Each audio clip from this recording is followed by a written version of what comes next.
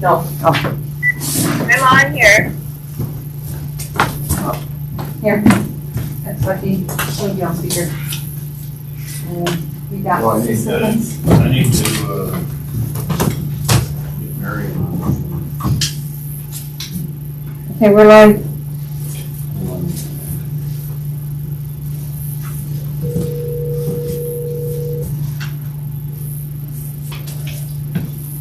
Yes, sir. All right, we're gonna get started. Okay, I'll call the meeting to order. Pledge allegiance. I pledge allegiance to the flag of the United States of America and to the republic for which it stands, one nation, under God, indivisible, with liberty and justice for all. You guys are doing this.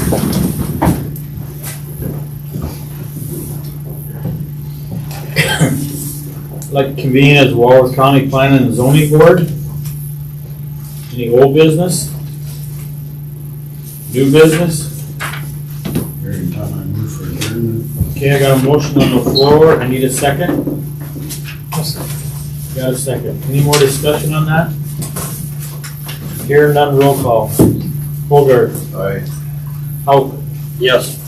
Martin. Yes. Schlomer. Yes. Schilling, yes. Motion passed. Here's an extra one.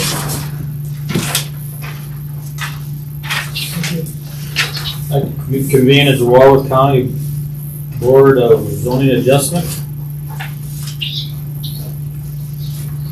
Public hearing regarding variance request regarding the setback. I'm not supposed to be on that. Yeah, Greg didn't know anything about that. No, it's just, it wasn't removed from the last agenda. Needs to be removed. Okay. Any old business? New business? Hearing none, I move for adjournment. Okay, I got a motion on the floor. I need a second. I'll second. Got a second. Any more discussion on that? Here none, roll call. Holgard. Yes. Hauk. Yes. Martin. Yes. Schlomer. Yes. Schilling, yes. Motion passed. Approval of the agenda. I would like to, add a executive session at 9:25, For what? for SD, in accordance to SDCL 125-2, paragraph 3, for a legal matter. Okay. Anything I'd else? like to add, a motion to update our Personnel policy? personnel policy, or however one should word that.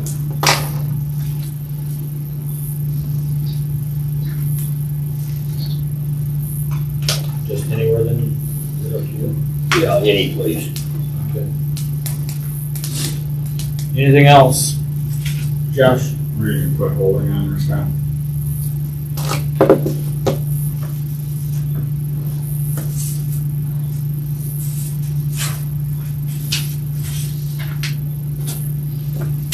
Anything else to the agenda? Hearing none, I take a motion to approve. I so move. Okay, I got a motion on the floor. I need a second. A second. Any more discussion on that? Hearing none, roll call. Holgard. Yes. Hauk. Yes. Martin. Yes. Schlomer. Yes. Schilling, yes. Motion passed. Public forum. There's none. Number 15, consider motion to approve county commission minutes of November 5th, 2020. Everybody had a chance to go over that? So I take a motion. I so move. Okay, I got a motion on the floor. I need a second. I'll second it. Got a second. Any more discussion on that? Hearing none, roll call. Holgard. Yes. Hauk. Yes. Martin. Yes. Schlomer.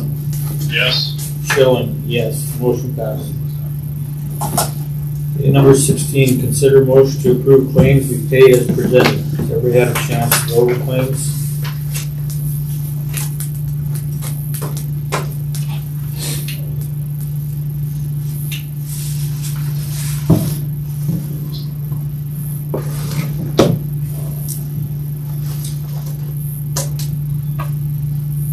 I guess I got one, Josh, why are we paying for meals for every time somebody goes on the road? What's that, Kevin? Why are we paying for meals every time there's a transport?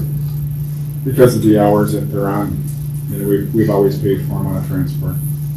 They're on the road for quite a bit of time. And we've always done that. So what would be the difference of that or highway department, being, late for 10, 12 hours? Don't know. I guess that's something that I've always done and it's always been done with the sheriff's office. I don't know why, I mean, I don't have the answer for that, for the highway department side, I guess. I guess I disagree with this because then everybody should be getting meals. Well, then go ahead and make a motion and have a vote on it.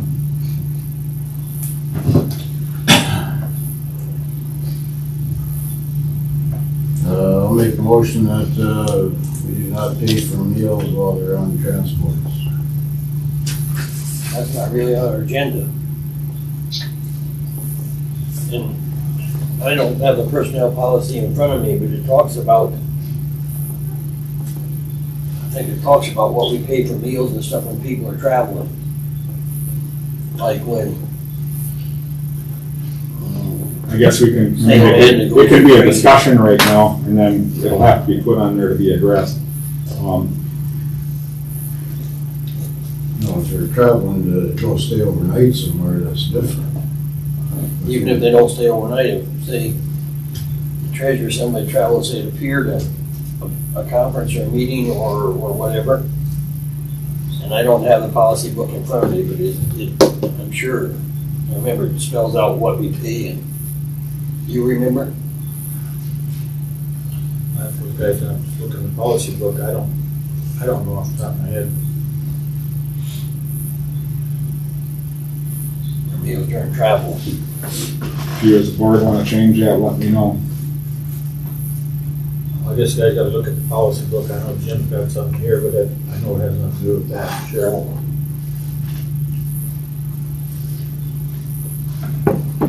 Well, let's just look at the policy book and we'll go from there at the next meeting then. Mr. Chairman, can that be put on the next agenda to look into that policy book and see if there's stuff like that that needs to be changed or? Right.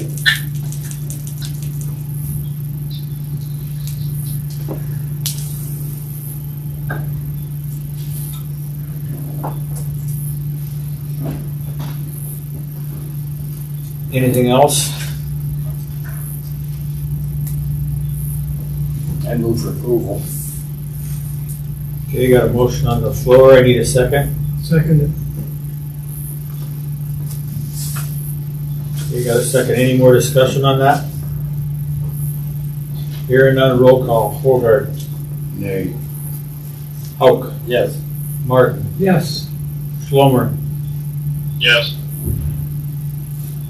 Schilling. Yes. Motion passed. Gary not out there? Yeah, I can see him.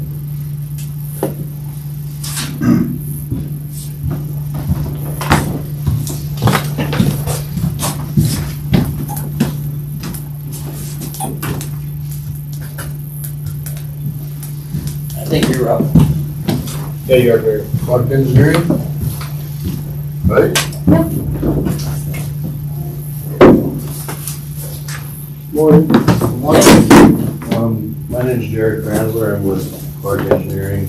And this is Chelsea Sheridan, our engineers. And we perform your bridge inspections.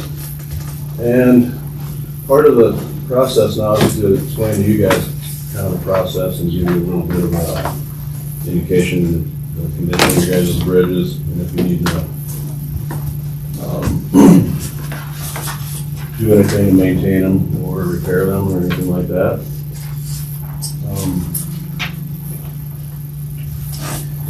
So on the left side of your folder, this is what we call our prioritization sheet.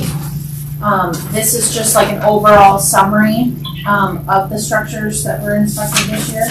And those are all your structures over 20 feet that we inspect. There were 16. The average sufficiency rating, kind of down here in the left-hand side, that's just kind of like an average score from 0 to 100 for each structure. So the average sufficiency rating for all 16 structures is 90.1. That's very high. Typically we see counties in the 60s, maybe low 70s for their structures. Sometimes mid 70s to 80s, but to be in the 90s, that's very good. None of your structures are eligible for replacement grants, and we don't recommend that any of them be replaced at this time because they are in such good condition. That would be good news. Yeah, it's very good news. On the other side of your folder, this is just a little PowerPoint we put together. So of the 16 bridges, I'm on slide 2 on the bottom of the first page. They all have a sufficiency rating of 60 or above, with the average being 90.1. We thought we'd just talk about 2 of your structures that have some minor improvements that can be made to them. Both the structures would be the structures around the Hiddenwood Dam. Both of these in 2018 had their berms washed out and have both been repaired since then. The first one would be on the north side. It's a 3-span steel girder built in 1954. That sufficiency rating is 78.4, so again, that's still very high. On this structure, there's just an asphalt patch on the south side of the deck. That asphalt patch tends to hold water. We'd like to see that removed and the deck resealed, just to extend the longevity of the deck and the structure. Are you on page 3 or? Page 2, page 3 is just where I'm on. So we show, like the profile and just the alignment of the structure.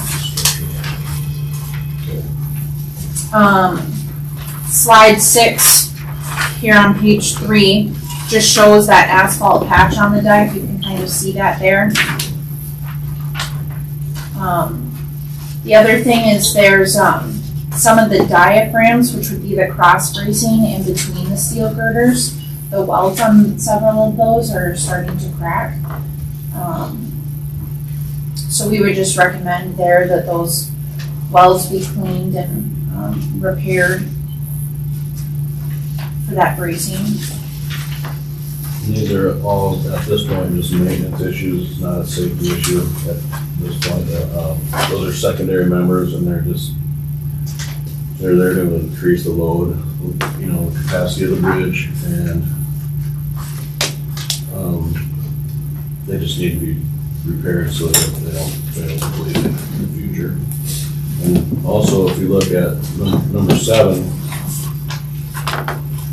the abutments are starting to undercut a little bit, and these have been repaired a little to some extent, but they should be repaired, filled, and then rip-wrapped at some point to stop those from eroding underneath.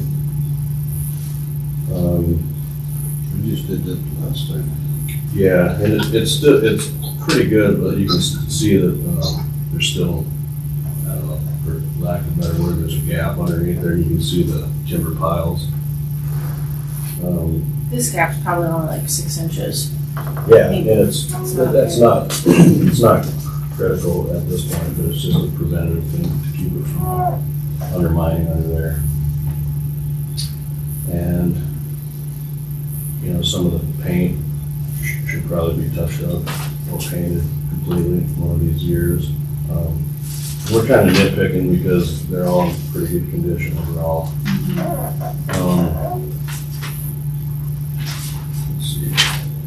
Do you have anything else on that structure? No, so on page 4, which would be slide 8 at the bottom, we just list, our recommendations, like Jared said, we're nitpicky. If we see something that can be, fixed or touched up, we do put that on there. So there's some, install additional delineation, the bridge rail isn't up to code. Continue to post the structure at 24 legal, so it's just posted for this special hauling vehicles. You probably don't have many that even go over that, so I can't imagine. That's Didn't we change the weight limit on that for last time? Yeah, that, We're keeping it that the arrived, same. yeah, right, but the last time that arrived because the DOT makes it, or starting in about 2018, I believe, they made us start rating for, they call them specialized hauling vehicles. So instead of just a 3-axle or 2-axle truck, we have to analyze now and post for specialized hauling vehicles, which are, I don't know if you even have any around here, but they're like large dump trucks, maybe with 7 axles or something to that effect. So that's why some of these have changed recently. It's not anything to do with the bridge itself. It's more of a rating method that we have to use now and report to the DOT and the federal highway. So that's why you had to change that posting. And any posting that we recommend to change, also, we had another one, I believe. Yeah, that's the solar structure. Yeah, we'll get to that, I guess. We only have one posting update that we recommend to change. And that's based on basically what we're talking about. It's a method that we're required to change, not anything to do with the bridge itself. And it's not a safety issue or anything like that. So the next structure would be on the east side of Hidden Wood. That's also a 3-span steel girder, built in 1955. I'm on page 5. The sufficiency rating for that one is 80.8, so that one actually has a slightly higher sufficiency rating. If you turn to page 6, you can see some of the photos of the profile and the alignment. And then on this structure, with the road leading up to the structure being gravel, there's a joint right at the beginning and end of the bridge, and gravel tends to seep through those joints. So on the photo on slide 12 on the left, you can kind of see where that gravel has built up on the abutment there. The gravel tends to hold moisture and cause corrosion on the steel girders there at the bearing points. So we just recommend that gravel be cleaned out, removed, and then the paint can be touched up at the ends of the girders at the abutments and at the vents.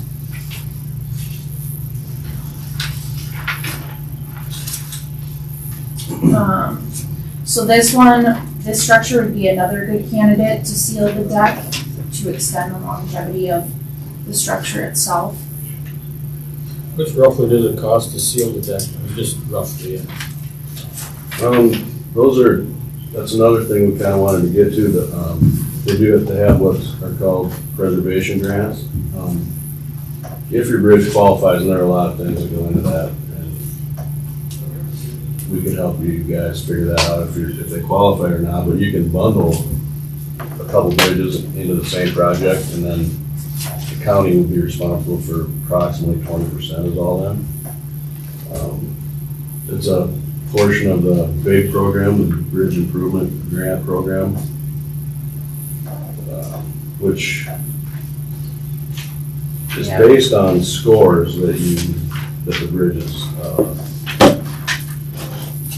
what are these scores do? Yeah, so that would be Our like, well, they're different for replacement. They're too high for replacement, but preservation, they look into different things like how well it'll extend, if it'll extend the life, and if the bridge is worth, its life being extended type thing. So we've seen a lot of bridges in better shape than these get the grant. So it's very possible that these would qualify for that. Yes. Would these structures been built at the time where lead-based paint was used? Yes. More than likely. So that's part of sandblasting would be part of that environmental protection. Yeah, and what they do is they capture that when they sandblast it off, they just drape, stuff underneath, and then if that's part of your preservation, it could just be a deck seal, or they could do paint the beams, the various things you can do with those preservation grants, depending on what the bridge itself needs. So if that's something you guys are interested in, you can just, give us a call and we can see if they qualify for it or not. When you feel like you might want to do it. Like I said, it costs you about 20%. The ones in Beale County, just for instance, they did the painting and repaired the bearings. I think it was about a $200,000 to $300,000 project total. So that'd be, $60,000 or something. I don't remember. They did multiple structures. They did 2 structures. But that did not include the overlays. And you guys did some overlays recently. Yeah. I don't remember the cost on those right offhand. I mean, rough, about $100,000. That's what I was thinking. It's kind of what you're Campbell looking at County for the did deck, but several. it obviously depends on the surface area of the deck, and it's cheaper to do more if you're gonna have a company come out and mobilize one time instead of 2 or 3 times, but that obviously depends on your budget. and- So would that overlay qualify for the grant program too? We can tie all of that together, Yeah, Right, the that's, painting and the overlay? yeah, you could. I've even seen bridge rail retrofits done too. Kind of at the same time. basically anything that will extend the life, feasibly for the bridge qualifies for those. Not driving on it? That, well, that's part of the load rating thing too, is to extend the life of the bridge also. So then, this one, as Jared had mentioned earlier, this structure is currently posted at 20 for the single trucks and I believe 31 for the combinations. And the load rating method had changed a little bit, and the posting can actually be changed to 24 legal, so it can be open, legal loads for the combinations, but just posted for the special hauling vehicles. So that sign can actually be It's increased loads. kind of rare, but it does happen, that they actually increase the loading in the structure. But that one actually did, so that's good news for you guys.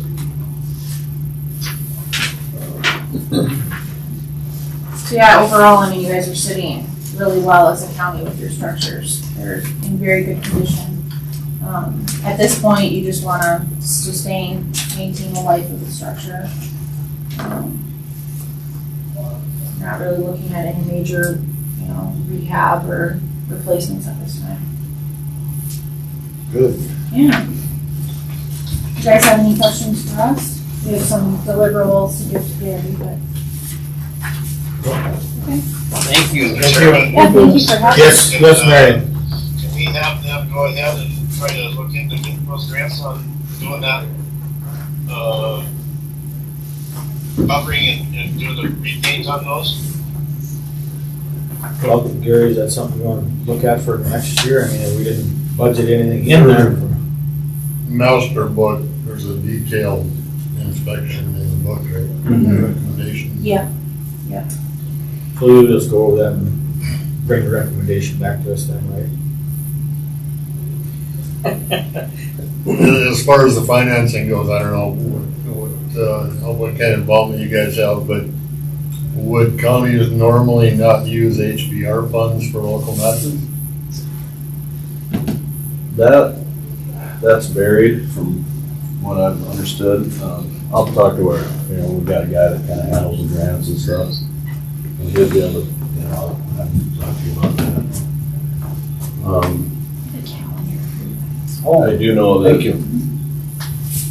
We also have that federal program that you guys might be aware, it was $33 million or something this year that went to repair. Well, these were all replacements, but what that did was allow a lot more of the traditional big grants to go through, you know, because a lot of the poorer structures were already being taken care of with that federal one. So it's a pretty good time to put in for replacement grants, especially, and there's probably a lot more money left in the preservation grants too right now because of those federal programs.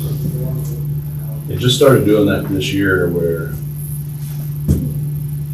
they basically made the counties apply to repair or replace their bridges instead of just giving you guys money for.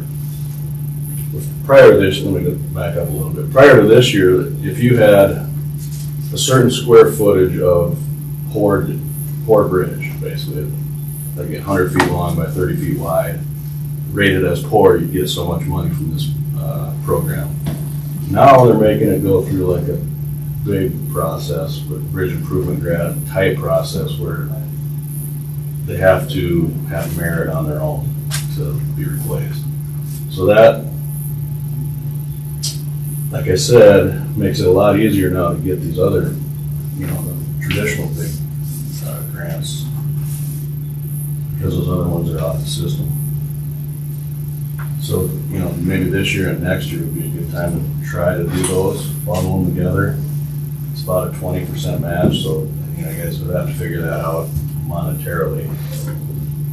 Well, that would be something, because we do your bridge inspections, that we could provide cost estimates for what, you know, rough cost estimates for those two structures, and then we could help Gary apply. I believe the deadline for preservation grants is in August. So we can help with the application process and work with Gary to get that submitted if that's something you guys want to move forward with.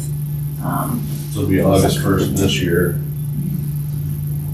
4 projects being within the next 2 years after that. Yeah, so you'd be looking at like And 22 so or on and so on, 23 if it was applied in 21. Yeah, I'd say we'll have to sit down and visit with Gary about that, go from there. Okay. And that, like, we've seen a lot worse than this. You know, it's probably not super pressing, but it's always good to get your bridges in the process. And it does extend the life quite a bit and saves you money overall versus having them fall apart, you know. Okay. Okay, well, thank you for your time. Thank you.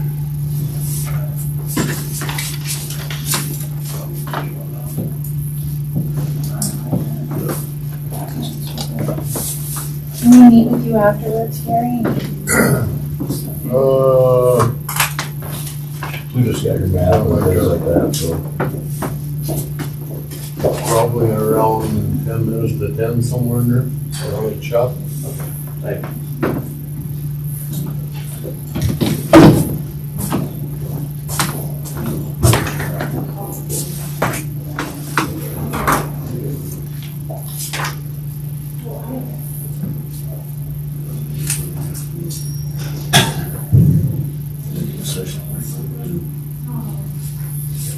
Before Gary gets done.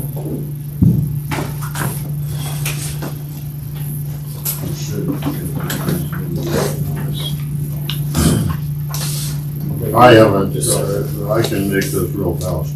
All right, thank you. Budget balance report. This house that around, we'll have to deal with that in the near future. Ending October.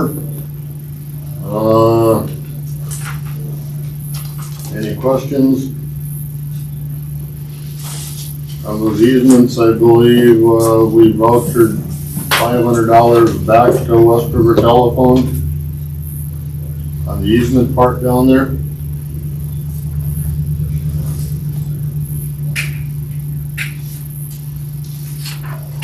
When you look at the ending balance, keep in mind that I think there's a check being cut for that grader that we purchased. 192 will come off of that.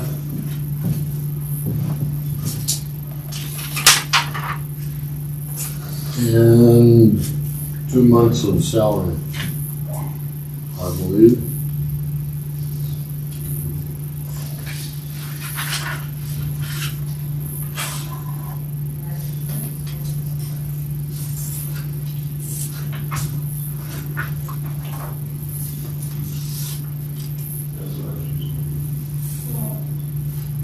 No questions, we'll move on. That D3WM survey is complete. The report will be coming. Any questions on that? That was proposed grade raise.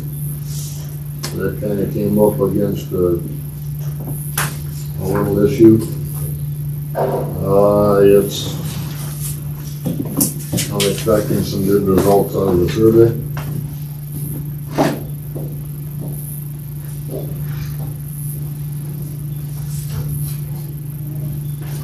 Next item, Fema is, I think today is going to be nearing completion of our disaster stuff. We're scheduled to have a visit with them. I think from what I'm seeing, memory, I think there's about $77,000 that comes back in reimbursement for damages.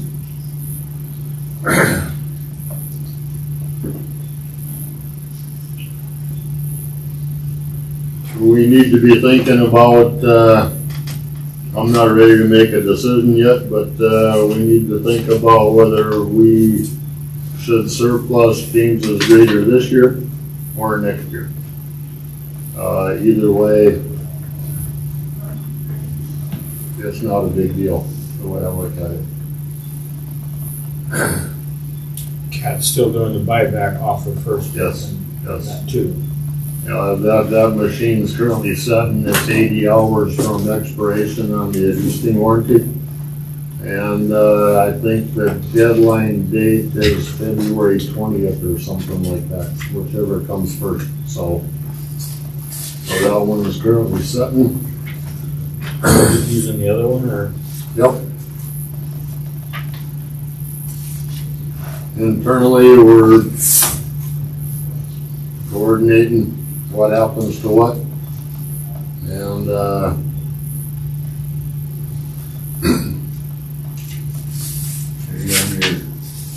You still doing 410s?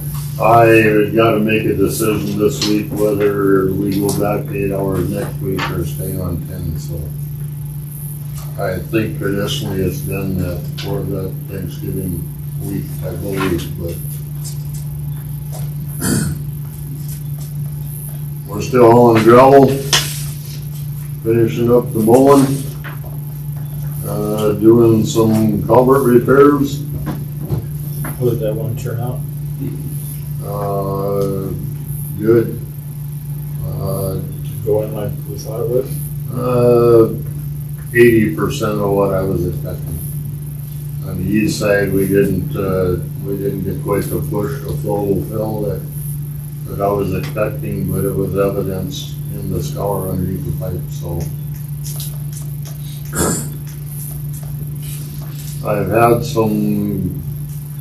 yesterday, some questions on section lines. I'm not willing to make any comments on that stuff right now. It's gonna take a little time, so. I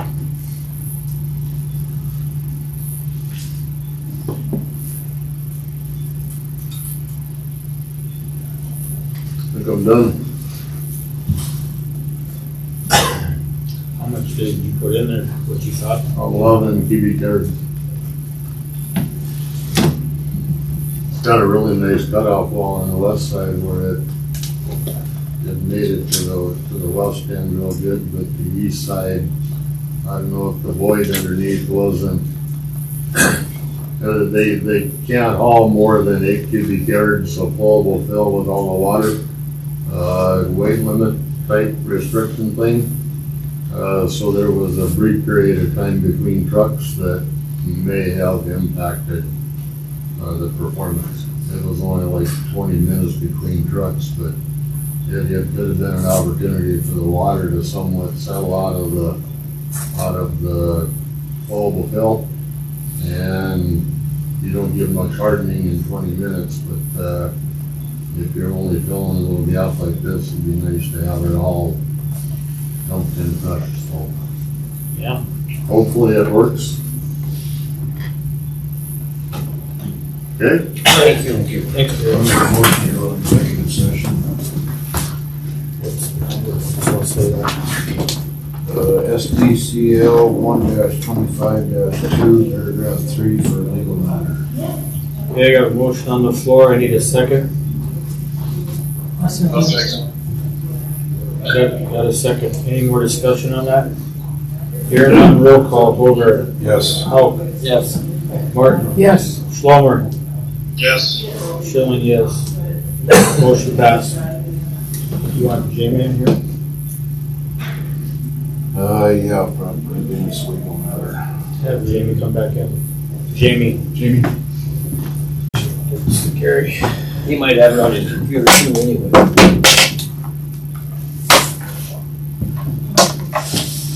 Kind of impressed, Maureen. I haven't heard you cough yet. That's because I muted my phone most of the time. We back on in? Eva? Yes. He'll come back out of executive session at 9:45. Amanda? Hey. We'll go to 18 Treasury Office. Okay, I can't pass those around. I didn't get a new packet this time. Amanda, did you put? There's one.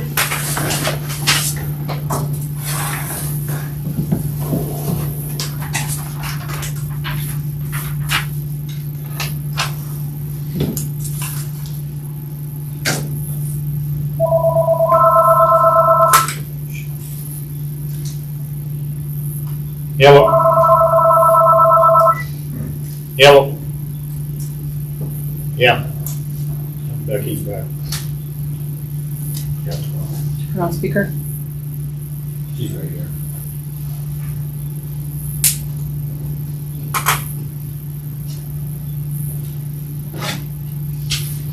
Did you have it on speaker before?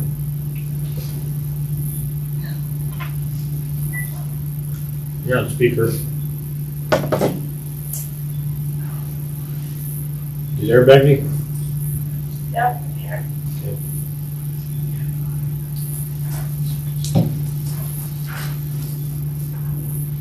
I'll move to approve the treasurer's report. Okay, I got a motion on the floor. I need a second. I'll second it. Got a second. Any more discussion on that? Here none, roll call. Bogart. Yes. Hauk. Yes. Davis. Yes. Plummer. Yes.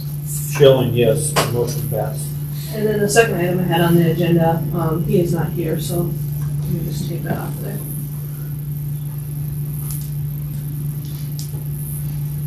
Well, you're pretty quick then. You're just gonna set that for another time? Yeah, he's setting it up for his dad, and his dad, is having medical complications, so he was unable to be here because he's with him. And it just came up yesterday, so. Now, we talked about, a couple meetings ago, are we gonna do that in Java with the properties? Sell them? Yeah. Yes. We're in the process of doing that. Okay, just wondered. Sell the 2 Java properties, yes. Okay. Okay. Thank you. Yep.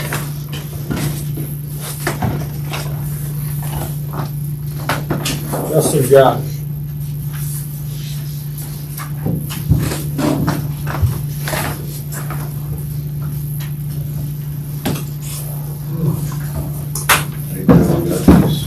I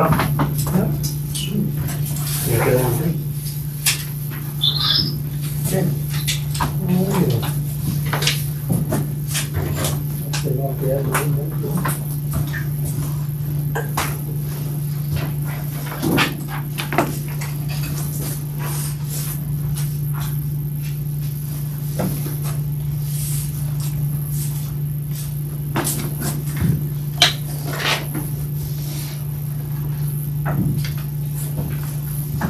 that kind of how you guys are doing the transport? Cause it looks like you're using certain vehicles kind of for that? Yeah. Miles on those, is that what? Yeah. I'm just seeing the miles, so I'm just curious. Two cars in there right now. Possibly the Tahoe, and then we go, that's where that is it.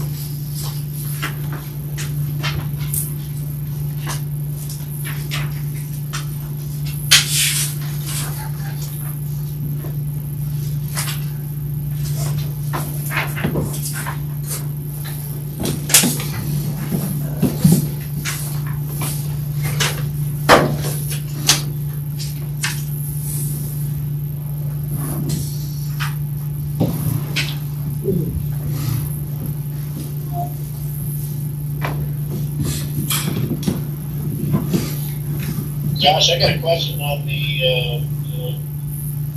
report there where you got transports listed. Okay, Is that just the number of transports, or is that the number of people, or what is that? Which report, Marion, are you referring to, his or the one I gave? I believe this is the one that you sent out. The one I gave is just the prisoner ones that are going to and from. The one that's on Josh's, is more on the mental side of it. Those are not lumped into mine. As far as I recall. Okay, then this must be Josh, because it's got 6 to Mulgreens, 1 to Aberdeen. Yeah. 1 to Mitchell, 1 to Sioux Falls, 4 to Yankton. Yep.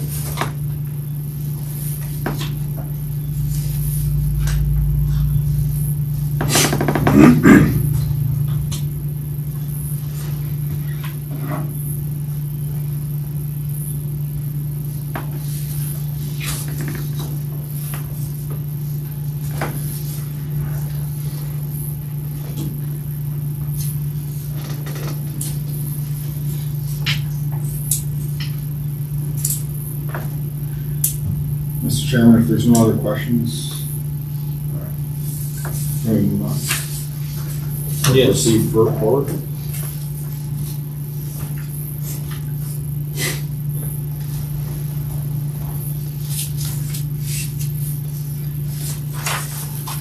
I guess I'll go to this other stuff I didn't put on there, but the stuff that we did add, Mr. Chairman, was the holding facility, which I talked with you about yesterday.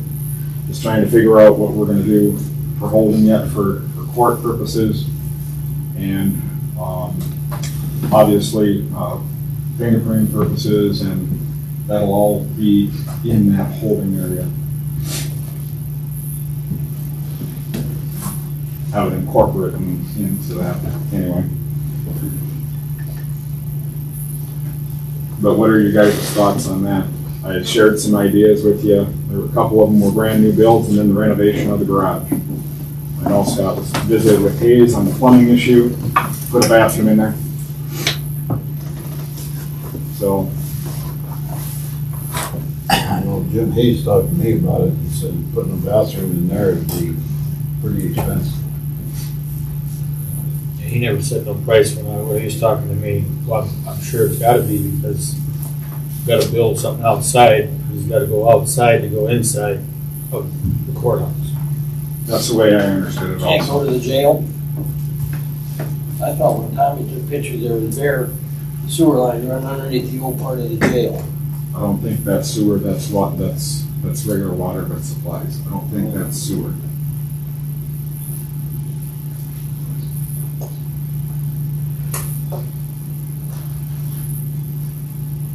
If I'm wrong, Scott, if the sewer run out to the avenues?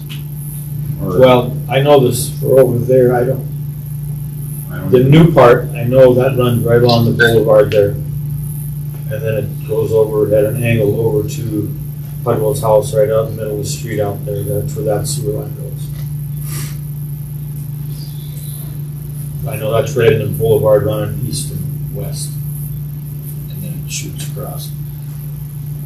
Now the old one, I'm guessing is gotta be going there the same way.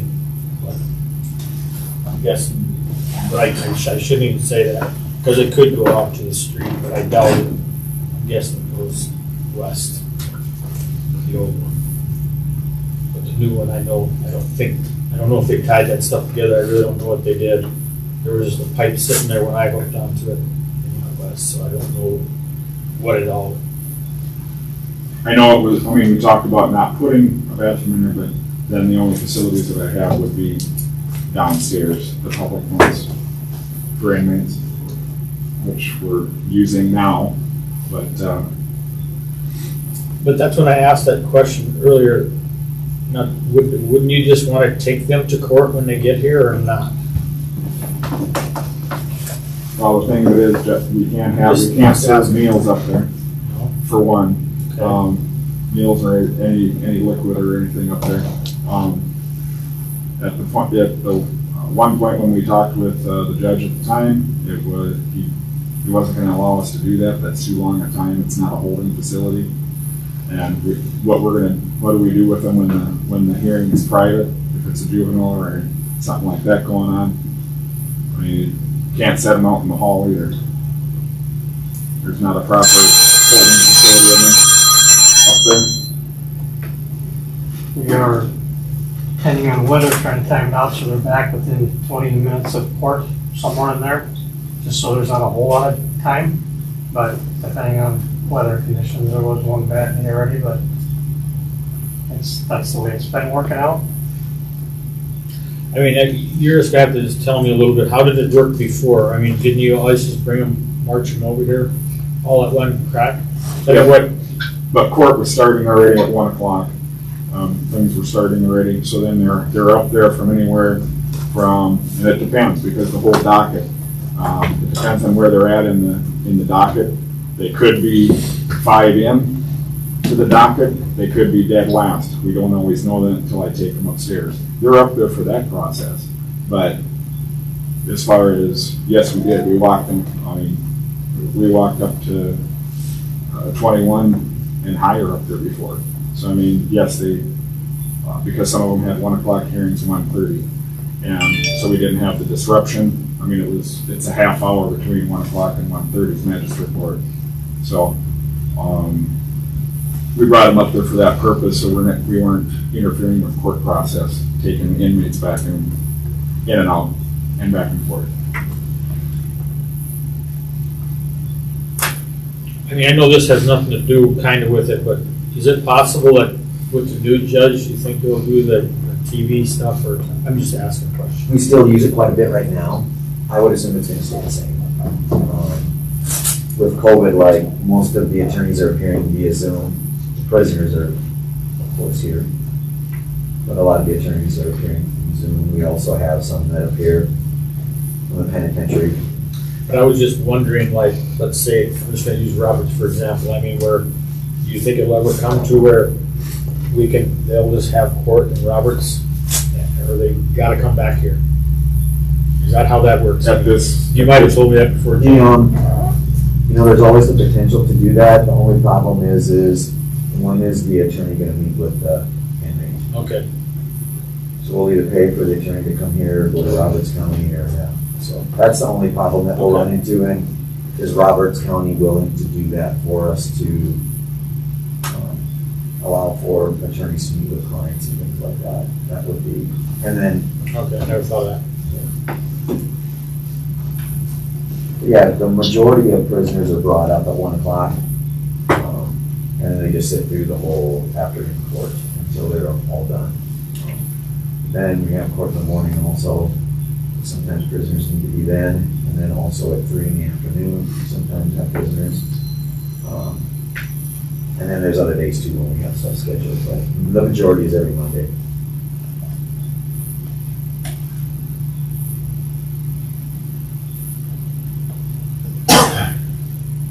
Have you ever checked into these portable trailers for like office space and stuff? They bring a portable trailer in, we could put it somewhere out here. And What kind of portable trailer?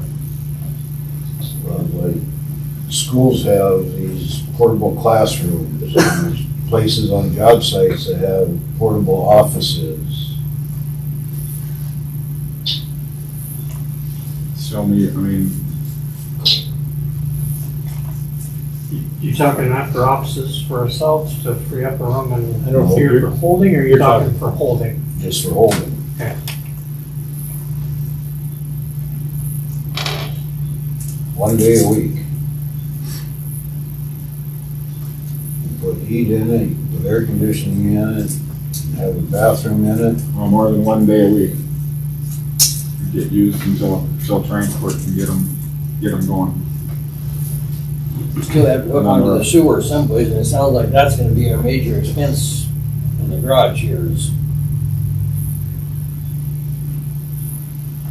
But no, I haven't. I looked into some detainment systems, but it's, that's more of a jail facility, not just sheet rock and 2x4s. So I have not looked into them. I looked into the renovation of that garage, and then the new build, the couple options for a new build, but like I said, ranging from anywhere from 217 to upward of 3.25. So I think it's Kevin probably talking about something like what Chad bought. And you still have to hook it onto the sewer someplace.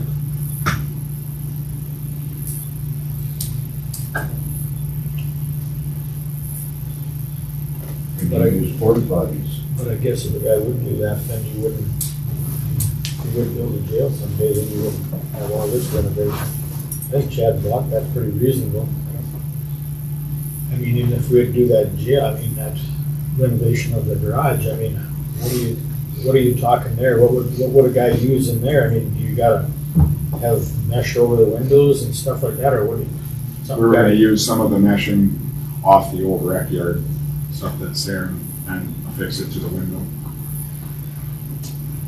Is what the idea was there. But your idea of that is for basically for a holding for court, before court, correct? Court, and if it's, if it's a couple hour thing to get them going, or to where we gotta watch them. I mean, staff's gonna be with them all the time in the first place. So, it'd be utilized for temporary holding. Where you have to book them and do that process, DNA and all that. And then transport them and get the accepting bed. But I mean, you weren't thinking of building like cells, like with bars and that in it. No, Right. no, this is It'd be a structure inside the structure, it's just two it'd rooms. be built like offices in there, but it would be separated for male, female. Male, female, and an office for the Not transport. necessarily in a small area for the fingerprinting and stuff. Bathroom if we can make it work, but it sounds like it's pretty difficult. But I mean, if a guy could figure out that sewer, I know it's like Jim said, but that Chad, I don't think paid that overly much for that, was it? And that's got heating and air conditioning on it. That's all one unit in there.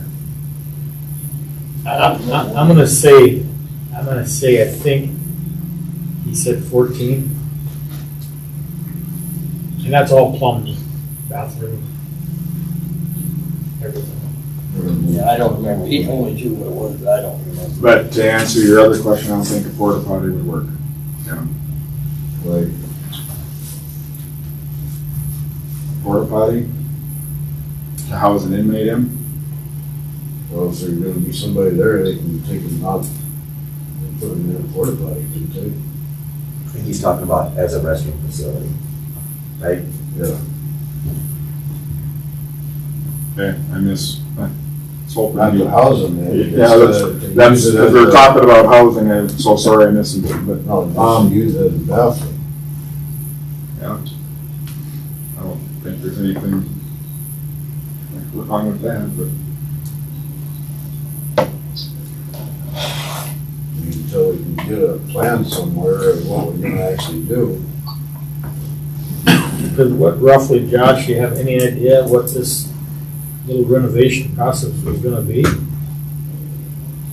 Counting.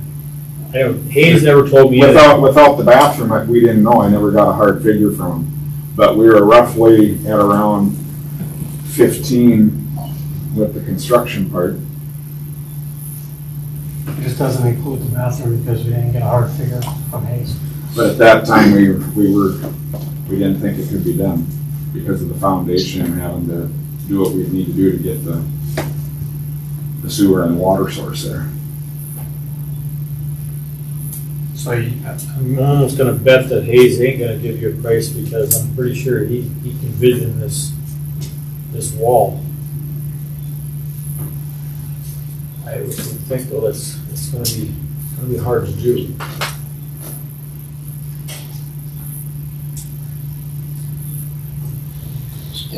If we could get a price on what it costs to put a bathroom in there, I think that would be our best option.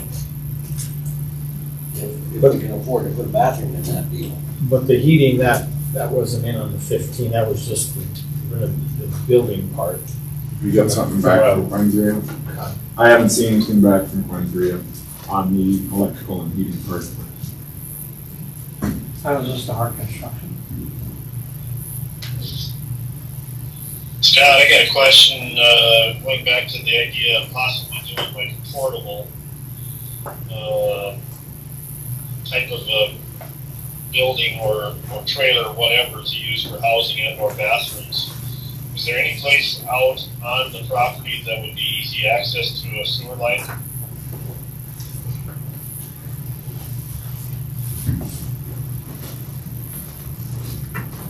He's looking out the window.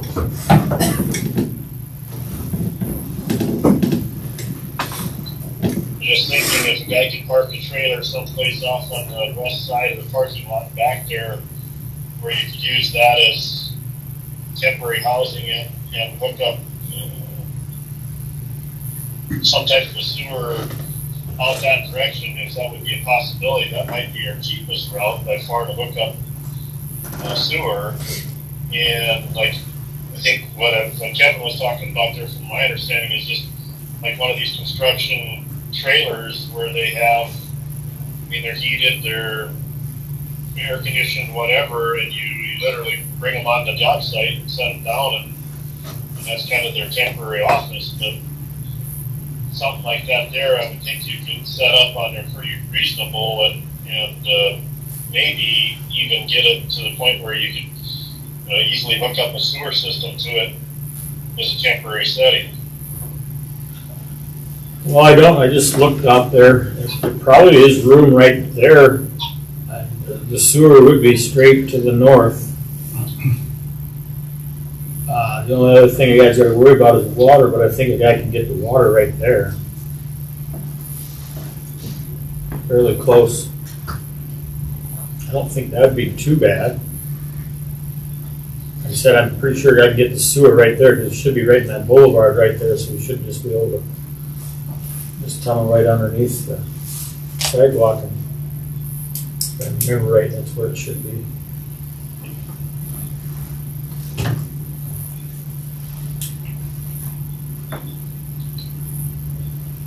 It's not frozen or nothing yet, so I mean, that's very possible.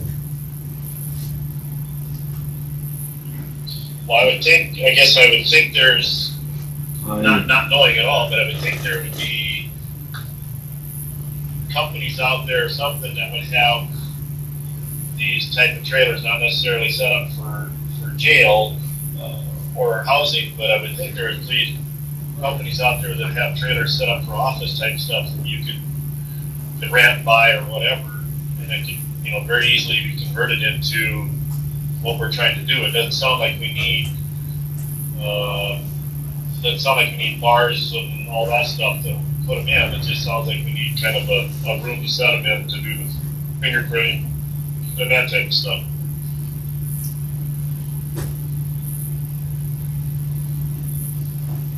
Well, I mean, like I said, I think that figure of Chad, I think I'm close. How big is that? What do you think that Well, is? by 30, I suppose.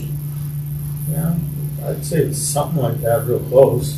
Does it have to be detention grade to hold, for holding? Depends on what I'm doing. Sharp durations, I would think that you just put that wire mesh right over the windows. I mean, I'm sure that could just be pretty much split. You got a kitchen in it, but you don't really got a kitchen bedroom. I think there was, I think Chad had a choice of 1 bedroom or 2 bedroom, I recall, but I think bedroom at one end and bedroom at the other end is how it was. I mean, what I'm saying is just use that for your holding.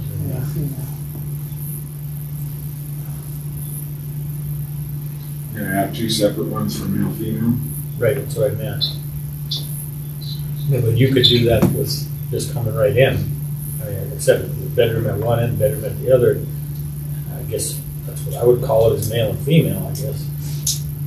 And then have the center for, in the bathrooms. Don't know, I've never looked at them. I guess I'd have to see where Chad got his and He got it up at the right. Up North Dakota someplace. did they deliver it? No, he went. No, he went and got it. Just looking on the I do quite a lot of work in it. Yeah, but like Chad said, he said if I'd have known that they were gonna do what they did, he said I'd have bought the other one. Chad Hoggy from Castle. I don't know, maybe that isn't such a dumb idea to look at that. I mean, It don't hurt to look at it. I can look a little better out here. I'm positive that the sewer is right there. I'm positive of that. Well, I kinda need an answer. Because we're gonna have to really, do you want to pre-approve something up to a certain dollar amount?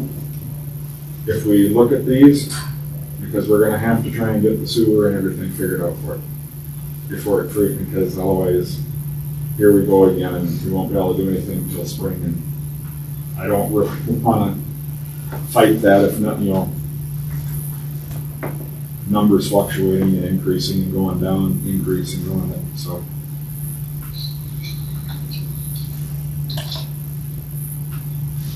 I kinda hate to jump into it if I don't know what it's gonna cost. That's either way, as far as I'm concerned. What's that? Either way, it's a cost. Can I take a special meeting, Mr. Chairman? What? Check it out first to see what's even available.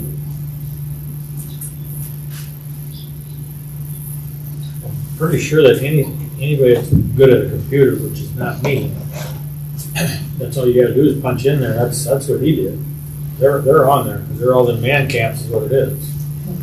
We can do some. Well, I know there's tons of them. Okay. And we can look at that and look and see what, if you think we can get sewer and water in there and I'll look and see where I feel we can get to. 100% positive the sewer is not gonna be an issue there. I'm 100% positive there. and if you think it'll Well, work. I feel like if we're gonna try to mess with, trying to get some sewer and stuff in there, putting in a portable thing is going to be a whole lot easier hooking that up than it is trying to go through foundations and different things like that to get sewer in that garage. There's no doubt, Jim wouldn't give no he didn't say that, well, this could cost you $5,000. I'm pretty sure he wasn't about to give that because they gotta get through there. So, Yeah, it might cost 5 to 10,000 just to go through the foundation. very, very easy. So I would say look into the portable trailer type thing and see if we can't get something figured out that way, so we have an idea of what we're up against for its cost, and look at setting one out there to the west of the parking lot. Set it up that way. Yeah, the sad part about it, converting another building into something that is, the bottom line, it's temporary. It's what it is. Easier just to get rid of a trailer. Jim would tell you that. That's the best thing about it as far as I'm concerned. You do all the remodeling and put it in there, and then you change something down the road, and now you got a remodeled deal with what do you do with it. I'll check into this out here. If somebody wants to start searching for them, like I said, I think you just punch in there. I think there's a man camps all over, mine all over up there. Okay, that's what we'll do. Even these construction companies have these portable offices somewhere.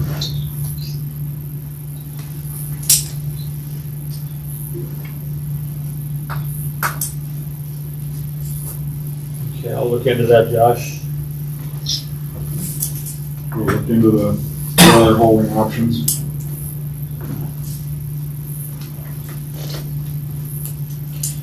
Okay, where are you gonna go to next? I didn't put those on there, so I guess whoever put them on, it's up to them. I put on a motion to discuss and maybe adopt a revised 2020-04 resolution. I see Josh just handed one in too. Josh's is different than mine.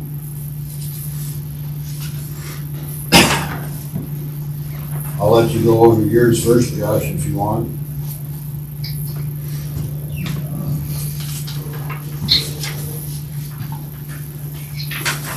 Where's yours at, Kevin?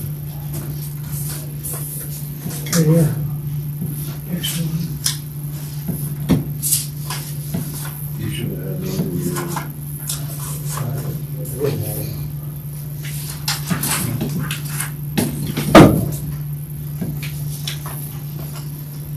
You gonna go over yours, Josh? That's fine. Basically, all, what we did there was, jail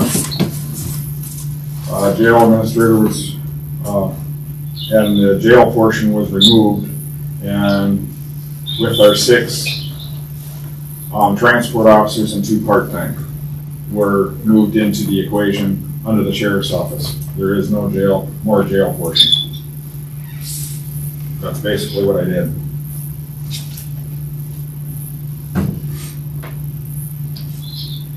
Okay, so he's got 6 full-time and 2 part-time positions.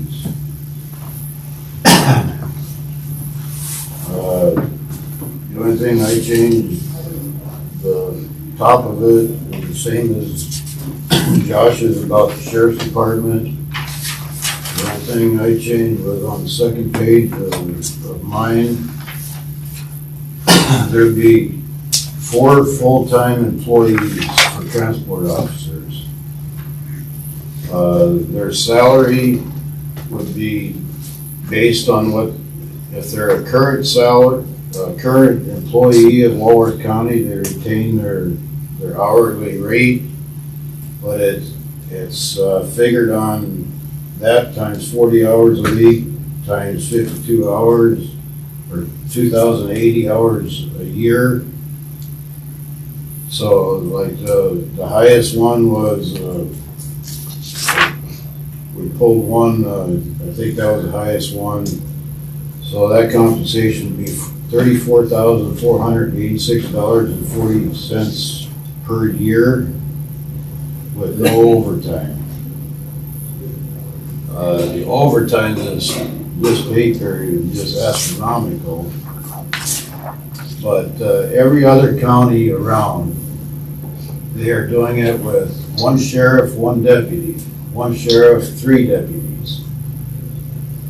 And we got 6 full-time right now and 2 part-time, and we're getting killed with this overtime.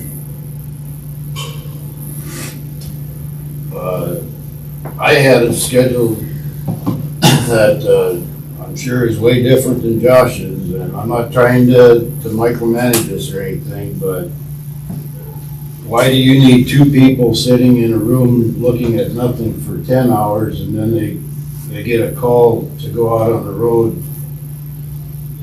after 10 hours of sitting there doing nothing, and then they're on the road for 6 hours. With this one, they're on call. They're guaranteed their 40 hours a week, they're on call. They don't even have to come in to sit and look at an empty room. But every other county around here is doing it. The most that they have is a sheriff and 3 deputies. And we are doubling that. And I don't know where we're gonna come up with the money to do it.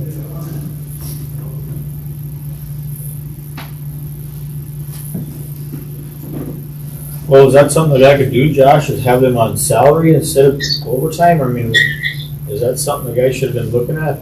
I'm not gonna, I mean,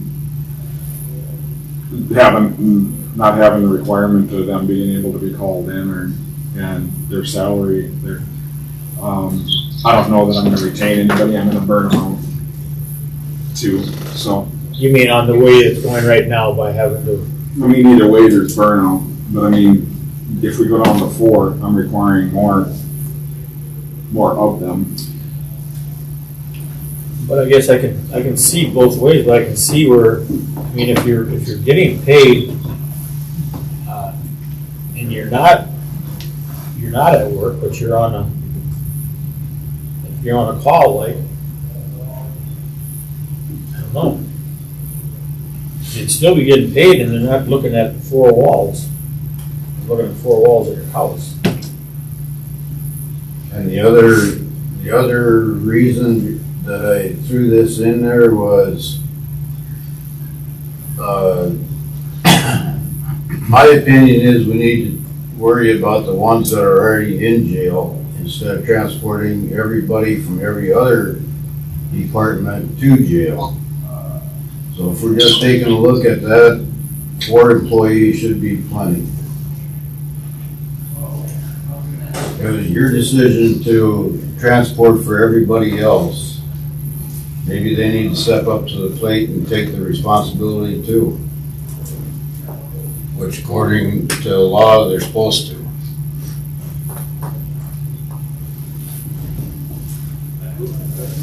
I know when we were over at the jail meetings and stuff, I was just talking to different sheriffs and stuff there.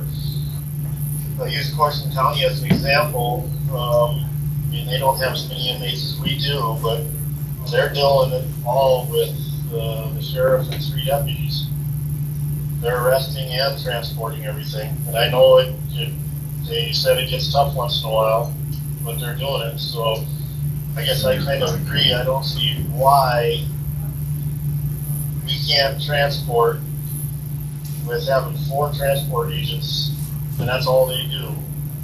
And we still have our deputy sheriff's department sitting here too.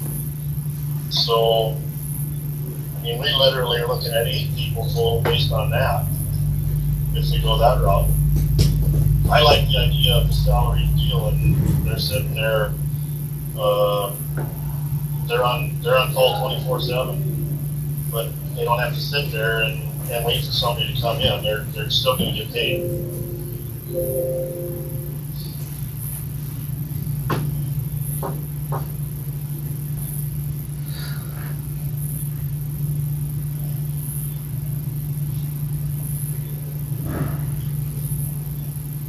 I don't understand how we had so much overtime on this last deal. I can't quite understand how we can have overtime when their jail basically is closed.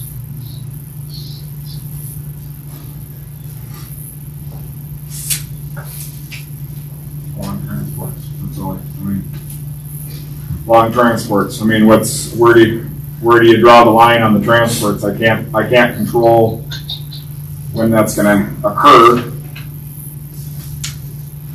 So, I have no problem with the transports, but when you have two people sitting over there 24 hours a day waiting for a transport, and then they finally get a transport 10 hours into the shift, yeah, I can see where you'd have a lot of overtime.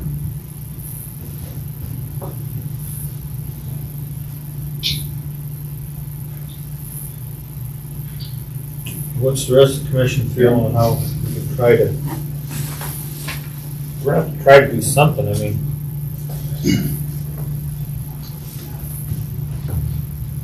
I would think it'd be pretty hard to keep somebody 40 hours. You don't have to call 7:44. I mean, you're on call all the time. They're not necessarily on call for the whole week. You can have one person be on call for 24 hours or 12 hours and then switch out to another person on call for 12 to 24 hours, however you want to set it up. I'm guessing you're gonna have to make some sort of a schedule. Yeah, you just have a schedule of who's on call for that amount of time. If they know they're guaranteed this wage, it's a no-brainer. But you're gonna have to have more than one on call, because I know the other day when I talked to Josh, he had 3 outfits on the road at one time. And on Mondays, I And guarantee this was you, on Monday. on Monday, they're probably gonna have all 4 of them on the road.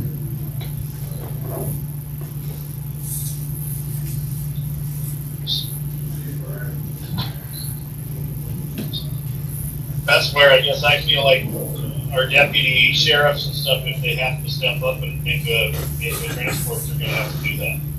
that's not your decision to make, that is mine, and I'm not depleting my law enforcement. I already made that How decision. many other counties do that, Sheriff?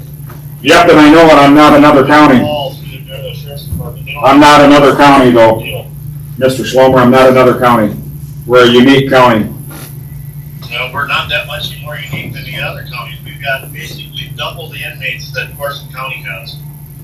Mm-hmm. And we're saying we need that much more transport. I don't believe that for a minute. I think we can get by with 4 people in transport and still use our department, sheriff's department, to help when needed. I disagree.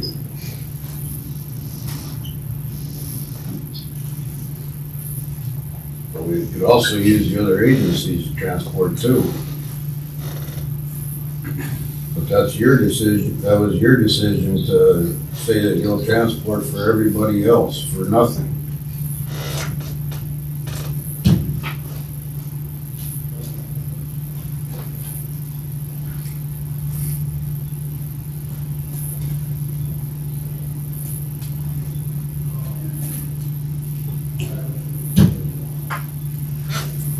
I guess what's the board think?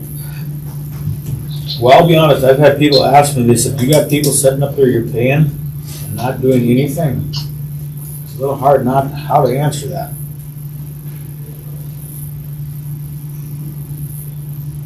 Have you even thought of looking at something like this, Josh? to And those just people should, see? those people should come and talk to me. Well, they're just taxpayers. No, I know. But I mean, have you looked at something like this to see if, I mean, I think we gotta try to figure out, you can see where we're getting all that overtime when we got sitting over there and then they're just about done with their shift and then they get called that they gotta go. I mean, whammo, there you are. And I think you hit it on the head just a second ago. You are gonna burn people out. So I mean, are you even considering something like this, what Kevin is saying, without paying them salary?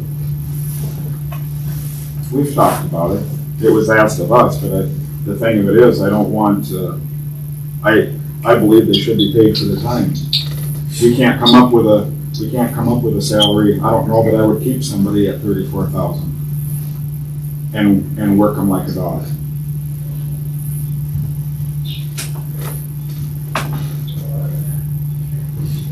Well, I'm pretty sure that Kevin come up with this number, whoever did, but I mean, I would say it's more of a, somewhere to start. If that's the number, that's the number. But I mean, to start figuring something like that could possibly work. This is just their wage. On top of that, they get benefits, which actually comes out to just short of $53,000 a year.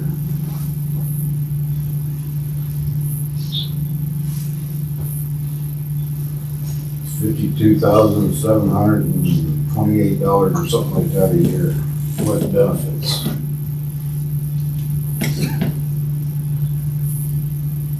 You don't think that some of the employees wouldn't be a little bit better with not getting so burned out if they wouldn't have to work 16 hours?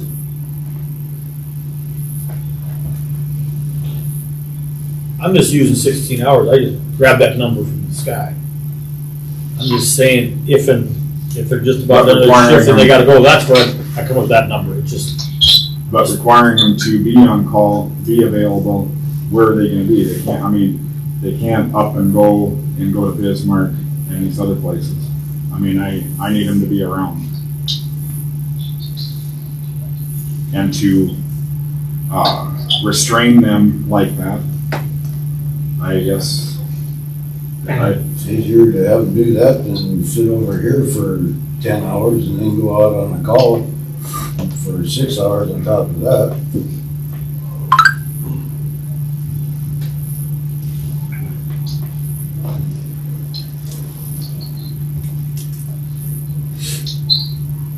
I don't have know. no over facility to alleviate that and put them on the 12-hour onto the next shift. What were you saying, Marianne? I said they wouldn't all be on call at one time. No.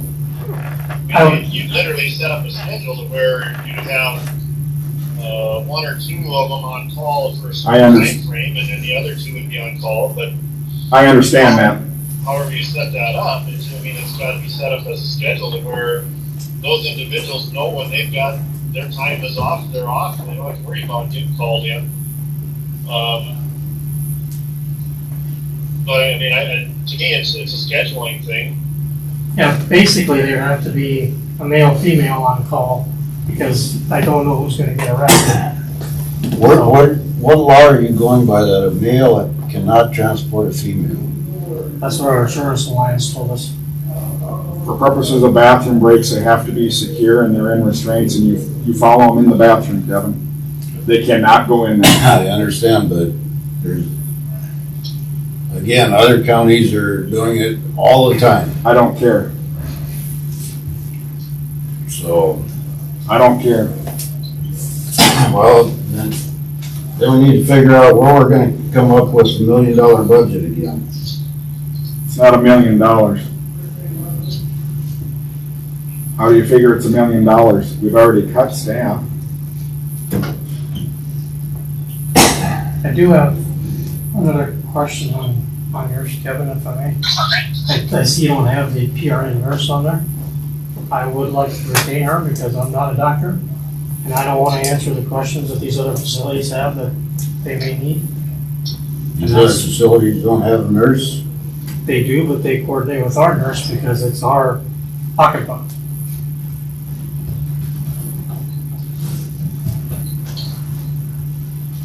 I still have her handling that stuff.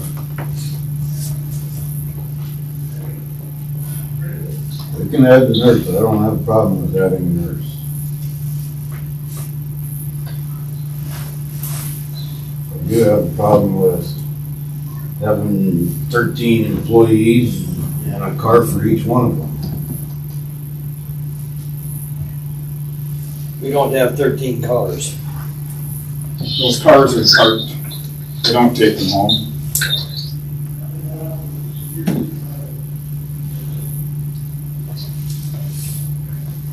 Well, we need to make a decision one way or another. I will make a motion to adopt my resolution 2020-4.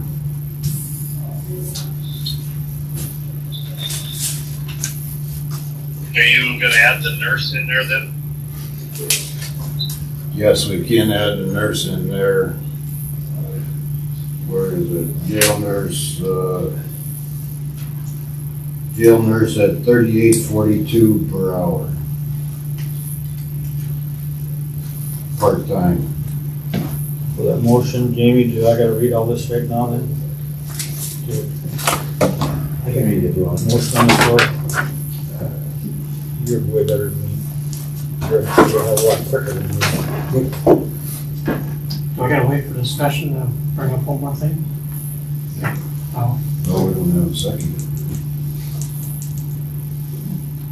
I think the motion is to approve with the PRN nurse. Right. What's the best for having the nurse in the resolution?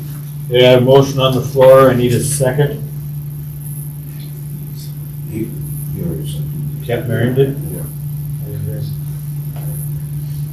A resolution, Walworth County 20-04, a resolution establishing the number and compensation of deputies allowed for the office of the county sheriff.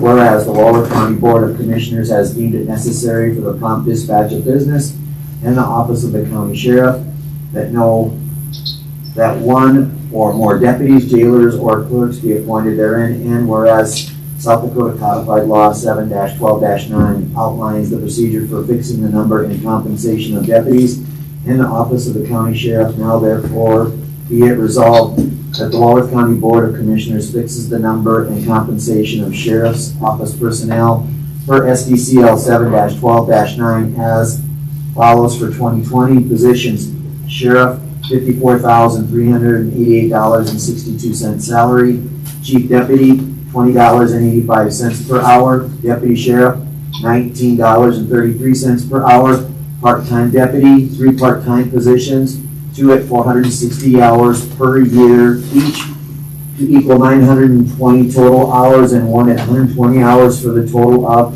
1,040 total hours available for 2020. Administrative assistant, 1 full-time position, 2,080 total hours available for 2020. Compensation, chief deputy,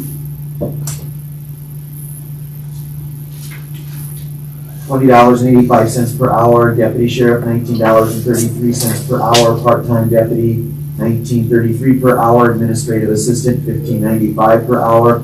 Be it further resolved that the Walworth County Board of Commissioners fixes the number and compensation of transport officials per SDCL 7-12-9 as follows for 2020. Transport officials, 4 full-time employees, compensation $34,486.40 salary per year. As new hire, current employees will remain at their current wages or wage times, $2,080 per hour to obtain their salary. There will not be any overtime paid out to transport officials, and then there's the signature portion. And then there was the motion to add in the original motion to adopt this plus the jail nurse. Okay, I got a motion on the floor and a second. Any more discussion? This would eliminate your sergeant deputy position. that was my other discussion point. That's mine. His wage was omitted on Mr. Hogarth's form. I don't know how that happened, but his wage was omitted off of there. And Travis needs to stay where he's at. If you look at our form compared to his form, you'll see his wage on our form.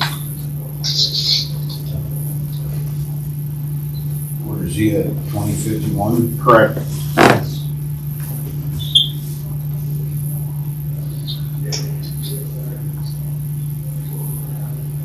Okay.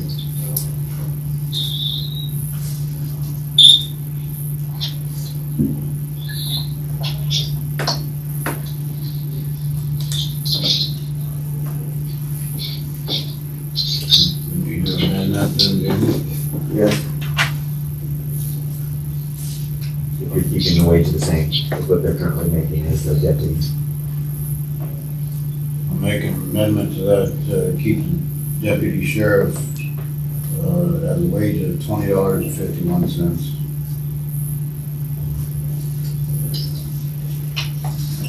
I would second that. Can we vote on that or not? Is that just part of it? We're amending the original one, so I believe we need a vote on that to change it. Okay, I got a motion on the floor and a second. Any other discussion on that? Yes. So it's, as stands and no overtime? This is just on setting the Minimum. second Oh, okay. deputy's salary. Okay. Just for the deputy. Here none, roll call, Hodar, Yes. Hauk, Yeah, Martin, Yes, Schlomer, Yes. Schilling, yes, motion passed. Okay, now we're going back to the other. original amended. Got a motion on the floor and a second, any other discussion? I don't know if I like that, not any overtime. If we're gonna expect our people to work over 40 hours a week, we need to compensate them for that. Or you won't keep them. That's what the salary is for. Sometimes it might work 30 hours.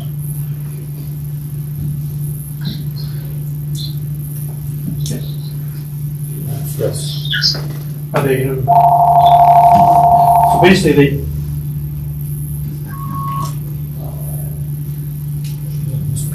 What do you think? Go ahead. if that's where I was, it was kind of towards the, You there, Becky? Yeah. Okay, so if their hours vary, Becky, it's not gonna fluctuate their benefits, correct? How's their salary? Okay.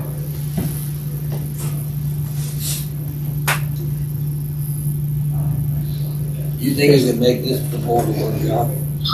No, I honestly don't know. I can't give you a 100% answer on that. I don't know. Justin? I would possibly make a little time to talk to them about it first. That's what I was just wondering, we can table this till next meeting. And, To see how they feel. If I could retain any of them for that.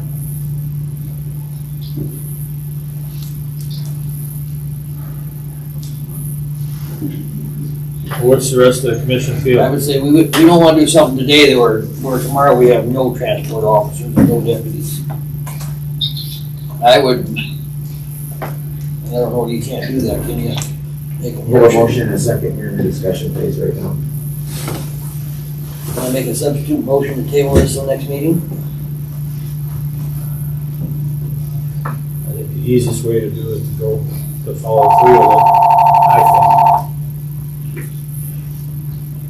I If you're planning on tabling it, then I would just say, as Commissioner Sean says, go with it and vote it as a no, and have it scheduled for next meeting to finalize it, make the changes that you want to make, and see if that's what you want to do. But then again, this is totally up to you on what you want to do. think. What's the rest of the commission feel? Schlomer, what are you thinking on that? Talking to having a little chat with some of the workers and I'm, for some reason, here just recently, and things are getting cut out, I couldn't hear everything that was being said there. well, we're still in the discussing part of that. We were just wondering about, looking at having Josh and Justin talking to some of the employees to see what they even feel about this. Instead of shoving it out there and what it.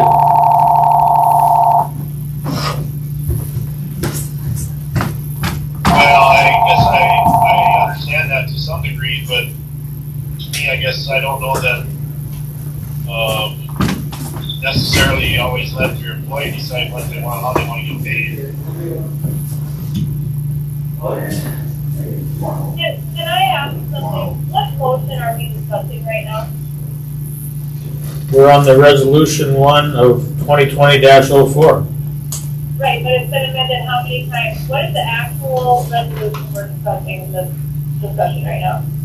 Or what is the yeah, We just amended does anybody know? the deputy. That's all we did, that wasn't on Kevin's first proposal So there. amended it, so that everybody voted on that, and now we're back to the original motion of passing the resolution with the deputy amendment as the nurse amended, is that correct? Correct.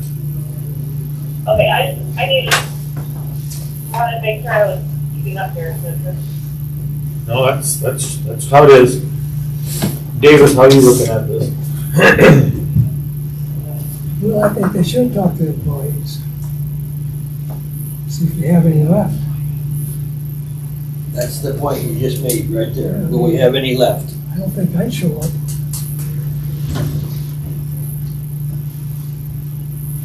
I'm not one to let the chickens run the whole hen house, but you gotta keep your employees. We can't have them all walk out tomorrow. So I think it would be very wise for us to postpone this and let Justin visit with them and. I think we need to do that, at least do that, and let them know that this is coming. And what the thought process is of the board right now and what's going on. They're gonna see this today, and I'll guarantee you we're gonna get emails and phone calls. Because they do watch these. Yeah. Sure, I will too. Justin? I do have a meeting scheduled for tomorrow morning.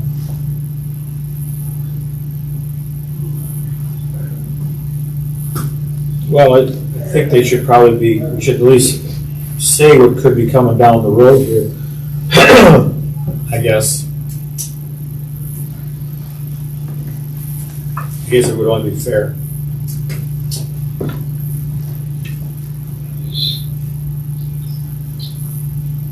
Yeah, I understand that part of it. My question and my point is going to a salary position, that may have a deal where they work 10 hours a week, 1 week, depending on what's going on. That's where the benefit of having a salary. They're gonna keep getting their salary no matter what. So we are protecting ourselves as far as overtime and different things like that by going to a salary.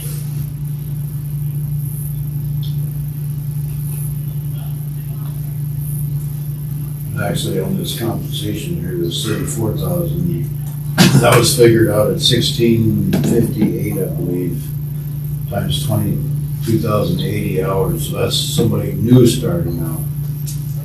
That's not I misspoke before, that's not the highest one, 34,000 or whatever that is. That's a new hire at 1658 per hour. That was my other question, Kevin, because some of them are above that, and that's what I was Right, trying to ask. But it says current employees will remain at the current wage times Okay. 2,080 an hour. That's fine. So they'll still maintain what they're making now, Just minus overtime minus the overtime. and employees. Does that too include any part-time people, or is it just 4 straight full-time? 4 straight full-time. Because I do have to include their vacation, sick leave, stuff like that to cover yet too. Yep.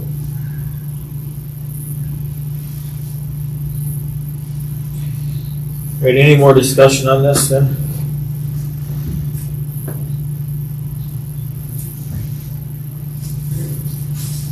Well, then we can vote on it just to vote on it. I will go, Table it I don't think you should really follow through with it and then table it.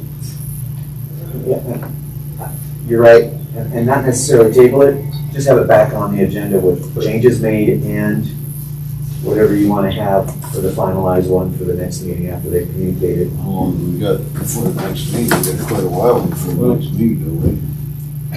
Josh said a Somebody. little something a little while ago, so I'm pretty sure there's gonna be another meeting in between now and then because we gotta figure that out with the holding facility, so I can pretty much guarantee you there is going to be one. I'm gonna give it a week, and I'm guessing there's gonna be a pretty safe bet. So we'll Probably, yeah. set it up for a week. Well, I mean, I'm just guessing we're gonna get this for the temporary holding. I'm guessing in a week, we can have that figured out. If we can find something, they're out there, yes, even. Next week is Thanksgiving week, just wanted you guys to know that. You can cook a turkey for a period. Okay, I'll bring the turkey. So, we'll be voting on this and then we'll go on. So I'll go roll call. Kevin, Hogard, Yes. Hauk, No. Martin, No, Slomer, Yes. and I'm gonna vote no. Motion failed. Now, do you wanna go through, do this and go, check everything, put it on the agenda for the next meeting? Yes. Well, we don't vote on that, but just put it on the agenda then. We're gonna do it. Yes. Yeah, if you're gonna do if you're anticipating a special meeting, make sure that it gets on for your special meeting, not just for the next. We can put those two items on there. Right, I feel we'll have a special meeting in 1 week. 24th. Yes. 2014. We'll just schedule that new business. Yeah.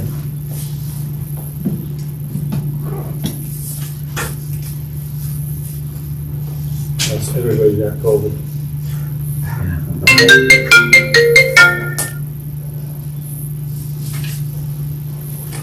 Okay, then my next item that was on there was consider motion to authorize the advertising budget supplement from the jail budget to 101,212 to the sheriff's budget 101,211 for transport costs. We need to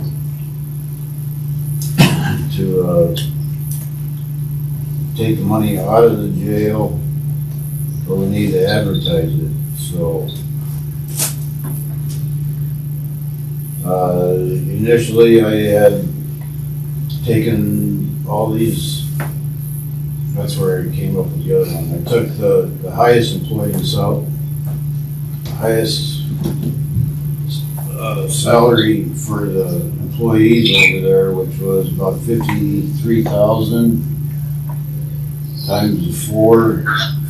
So I was thinking we would move over 212,000 to the sheriff's budget for transport for employees.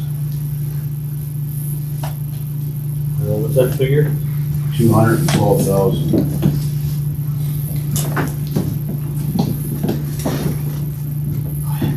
That's for wages and salary. Yes, Josh. I would like the board to consider the 214 number. 214 number.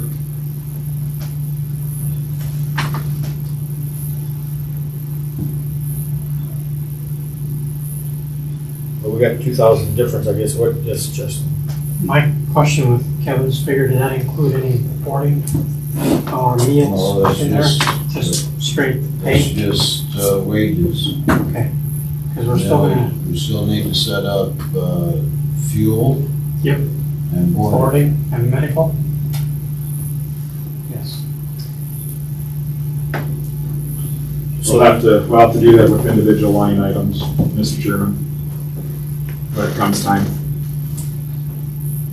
So what was your 214? What was where you come up with 214 and you come up with 212? Where's the difference of 2,000? It's my ending, it's what as of yesterday when the report was ran, what we have left in the jail side.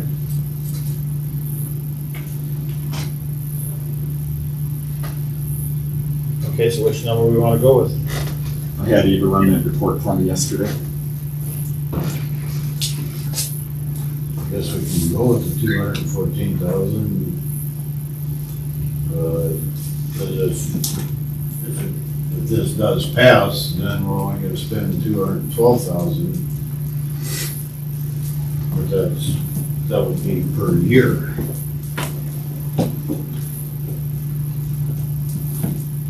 Mine is for yours is just, till the end of the year.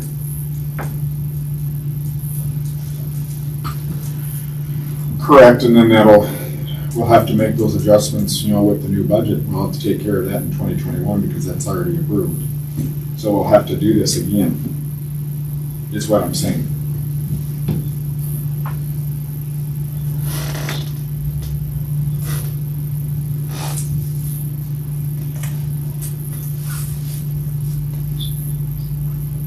Well, then I need a motion for the 214,000 to advertise it. I would so move. Okay, I got a motion on the floor. I need a second. I'll second it. Got a second. Any other discussion on that? Here none, roll call. Holgard. Yes. Hauk. Yes. Martin. Yes. Schlomer. Yes. Schilling, yes. Motion passed. That's just the advertise.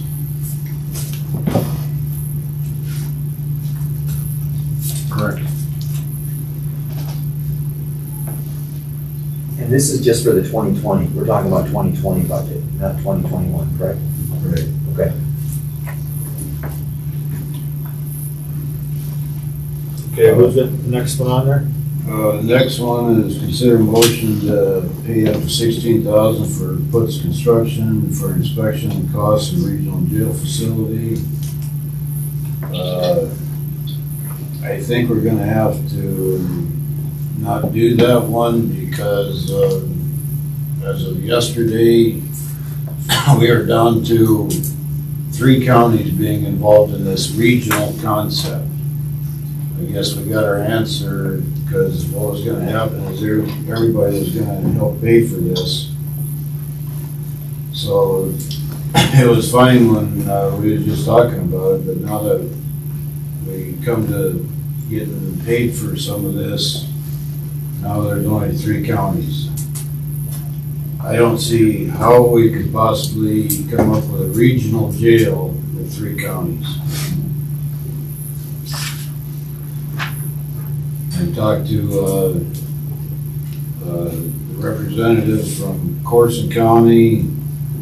They don't think it's gonna work either, and I have not talked to Campbell County. That was the 3 counties that was left in it, but I'm sure Campbell's not gonna be a part of it when they only have 1 person daily average per day. So I think right now, Marion, do you agree as of right now it's a dead subject? Well, yeah, with the information about losing Potter now, I agree. I don't know how 3 counties is just not gonna, it doesn't pencil out at all now.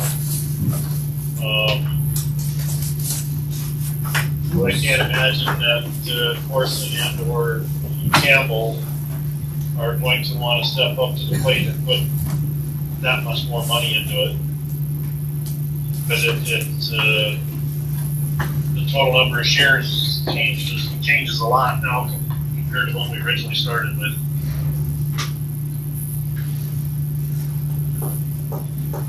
So technically, it could be down to cost in Walworth County $3 million, Corson $2 million, and Campbell $1 million. Right. So Time to worry about Walworth County. And I guess my personal opinion there is even if these other counties, if Corson and Campbell would still agree to this and we come to the agreement to do that, which I don't have a problem if we can come up with that agreement. But if that's the case, then these other surrounding counties, if they ever want to bring inmates here, it's not going to be the same rate as anybody else. nope.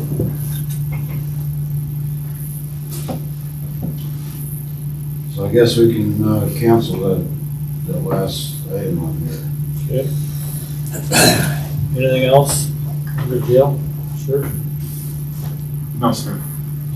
All right, we'll move on then. Thank you. Thank you. Good morning, gentlemen. Morning. I came with some stuff, but I picked up some more when I walked in the building. We got enough stuff. You did more stuff. Stuff is usually good.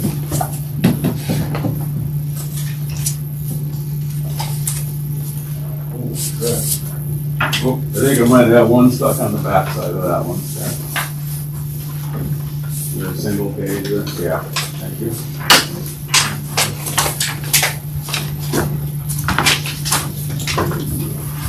One for you is you're gonna get brought into this whether you like it or not. Sure. One for you.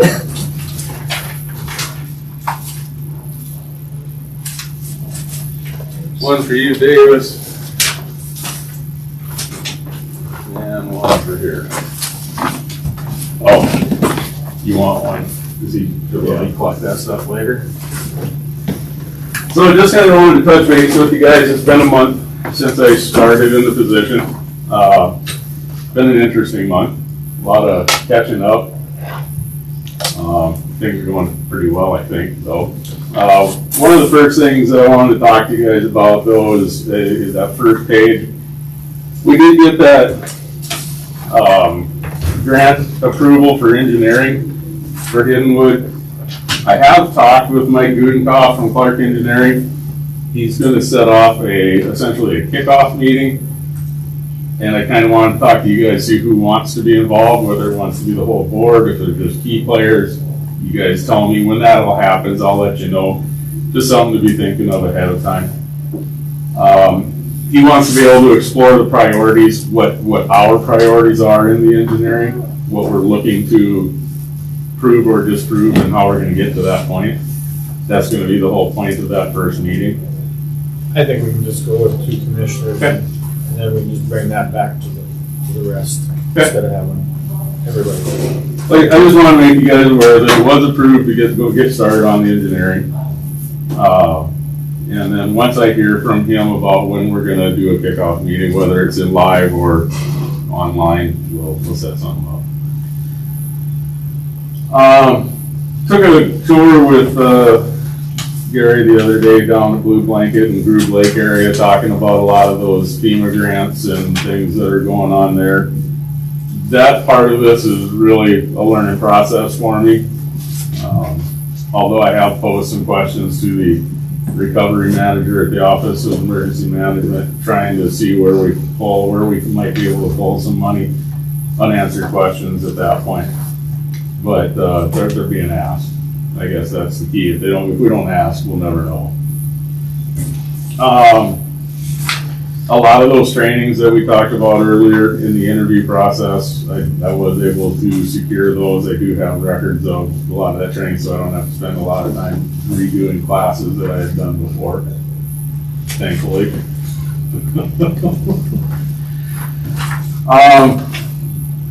And before I move on to this other thing, is there anything you guys have questions of me on about the EM position after 1 month in? Have I gotten yelled at yet? Complaints? Anybody got a problem? I haven't heard no complaints yet. Well, that's good. I have met, I guess just throw it out there, I've met with all fire departments except Selby. Selby's next, actually 2 weeks from yesterday, and supposed to meet with the casket next week, but their scheduled meeting falls on Thanksgiving Day. I got a feeling I won't be going to it. That's on Thanksgiving Day evening to meet with those guys. I'm hearing some things and I guess pointed questions that I'm going to work on via alerts and them being notified and how they're being notified. So there's some unified complaints throughout the department. So those are some things that I'm going to kind of address as we move forward. I've talked with Selby Ambulance, Mulberg Ambulance, met with Mulberg Regional staff. I haven't met with Walworth County Care Center staff, although I've talked to Trista many times on the phone, and so making those contacts, they know I'm there for them. We're moving forward. I think you opened it up now a little bit, so. Yeah. And again, I don't need to be in there causing more disruption with them and their staff at this point. I know it's gotten better, it will come to a time when I can get in there and visit with them a little more in depth, hopefully soon. I think everybody's aware of how the numbers are, statewide are increasing. When I was at the hospital last week, they were down to 3. They only had 3 COVID patients, and they've been shipping a lot of them out though. But they were at a point where they could take more if necessary, so they're managing their staff and abilities to get people in. So the other thing that was brought again to my attention, I kind of heard about it through Amanda, is having some sort of a policy set in place for county employees reference COVID and different exposures. This first sheet that you guys have there looking like this was just I think from what Amanda told me, was just a kind of a general consensus of workable starting points that department heads within the county have talked about, and I think maybe even 1 or 2 of the board members, that these might be some places where we can start a discussion to set some type of a policy. This whole other thing I gave you, this big thick thing, that has to do with the CARES Act and the funding, and this is where Jamie might have to use some of his legalese, because there were some different things in here, like, and just going to point out a few immediately, just because they need to be addressed. On page 2, I annotated this asterisk there where it talks about. Just a second, Jeff. Yes. How about let's go over this page right here first, instead of jumping around, and see how the commission. Go ahead. I would just say that if, like Jeff said, this is kind of just a draft, you can't vote on it today anyhow. But if you do want to proceed with it, this is something you should probably also do on your 24th meeting to get it enacted and put on the calendar, is all I have. Sorry to interrupt you. No, it's okay. And I think some of what I'm going to touch base on this other form might have some effect on this page. So I guess I wasn't trying to jump around, but there's a couple of things here that I think need to be addressed, and I'm hoping Jamie might have some insight. On page 2, it talks about that this is the first time Congress carved federal paid leave for private sector workers, and I'm just going to fire through here. Down on page 4, talks about eligibility for private employers, but then also in the eligibility, the next paragraph, it does say local, state, and federal government employees, except where the management, where they can claim that some are the executive branches exempt. On page 7, though, it does talk, and these are slightly different sections, but on page 7, it does say that state and local government employees and certain federal government employees, again, by the same exception of executive branch employees. So to me, there's just some really convoluted wordage in there that does the county fall into the eligibility, and I'm assuming we do because we've already received a block grant for CARES Act money. So I'm assuming that we do, but you know what happens when we set out to assume. But also in here, it talks about guidelines of paid sick leave, and this again would be CARES money can come back. That they said like up to 80 hours of additional medical leave. If you get a letter quarantining you, doctor saying you gotta stay home, the county can pay it, but that should be reimbursed through the CARES Act. Again, this is way above my pay scale. That's what I would assume is reading through this morning. Keep wanting to lift my finger, but I can't get to it. On page 4, it talks about the uses of employees and their sick time and if they can't telework, and some of those guidelines of where that applies to mandated quarantine by the government, or if you're mandated to quarantine by medical professionals. If an employee is caring for somebody else who's in quarantine, I would assume like a spouse or maybe even a parent, because they specifically talk about children, employees who are caring for sons and daughters whose school or place of care is closed while a child care provider is unavailable because of COVID-19. There's a lot of descriptors there as to who applies to and where we can use that money from the CARES Act. On page 6, there was a highlighted section there that the FMLA Expansion Act can only be used to care for a son or daughter who lacks school or child care because of the pandemic. Again, just things that I think will all tie into the final determination on where we start with this. So I guess I would start with you, Jamie, and I know I'm throwing a bunch at you in a short period, kind of like I took you, and there's a lot of, when they talk private sector from the federal government, does that include government entities? Well, I think when you were looking at, what was it at? Obviously just looking for an opinion at this point. Looks like we're covered, because it goes into eligibility, local, state, and federal government employees, except. So we're into that. The other thing is, I was just looking through this, expires December 21st. I would assume that there's going to be a second CARES Act that will probably be approved. It may not be this exact same criteria, but I would agree with Jeff that we need to make sure that we're in compliance with this if we're going to implement a policy with regard to people complying with COVID-19, et cetera, and if they're going to be reimbursed, we need to make sure that they're going to qualify under this so we can get reimbursed as a county. Is that kind of what you're saying, Jeff? Yeah, essentially like the additional 80 hours of medical leave is, from what I read, was to be used first and then applied through the CARES grant for reimbursement. They were very specific about, employers not telling employees you have to use your own first, and then if there's any, if you need more, then there's another 80 here. It's not the way that it's set up. They were very specific in here, saying if you have to take it for COVID, that first 80 hours comes off of the CARES Act and is reimbursable by the CARES Act.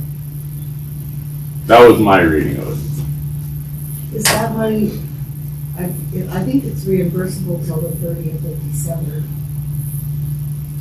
I don't know when the deadline is. I like Jamie said, this is good till the 21st. I don't know what the deadline for filing for any of those CARES Act monies are, and Becky might have a better idea of that. What's correct? What'd you say, Becky? December 30th is correct. Okay.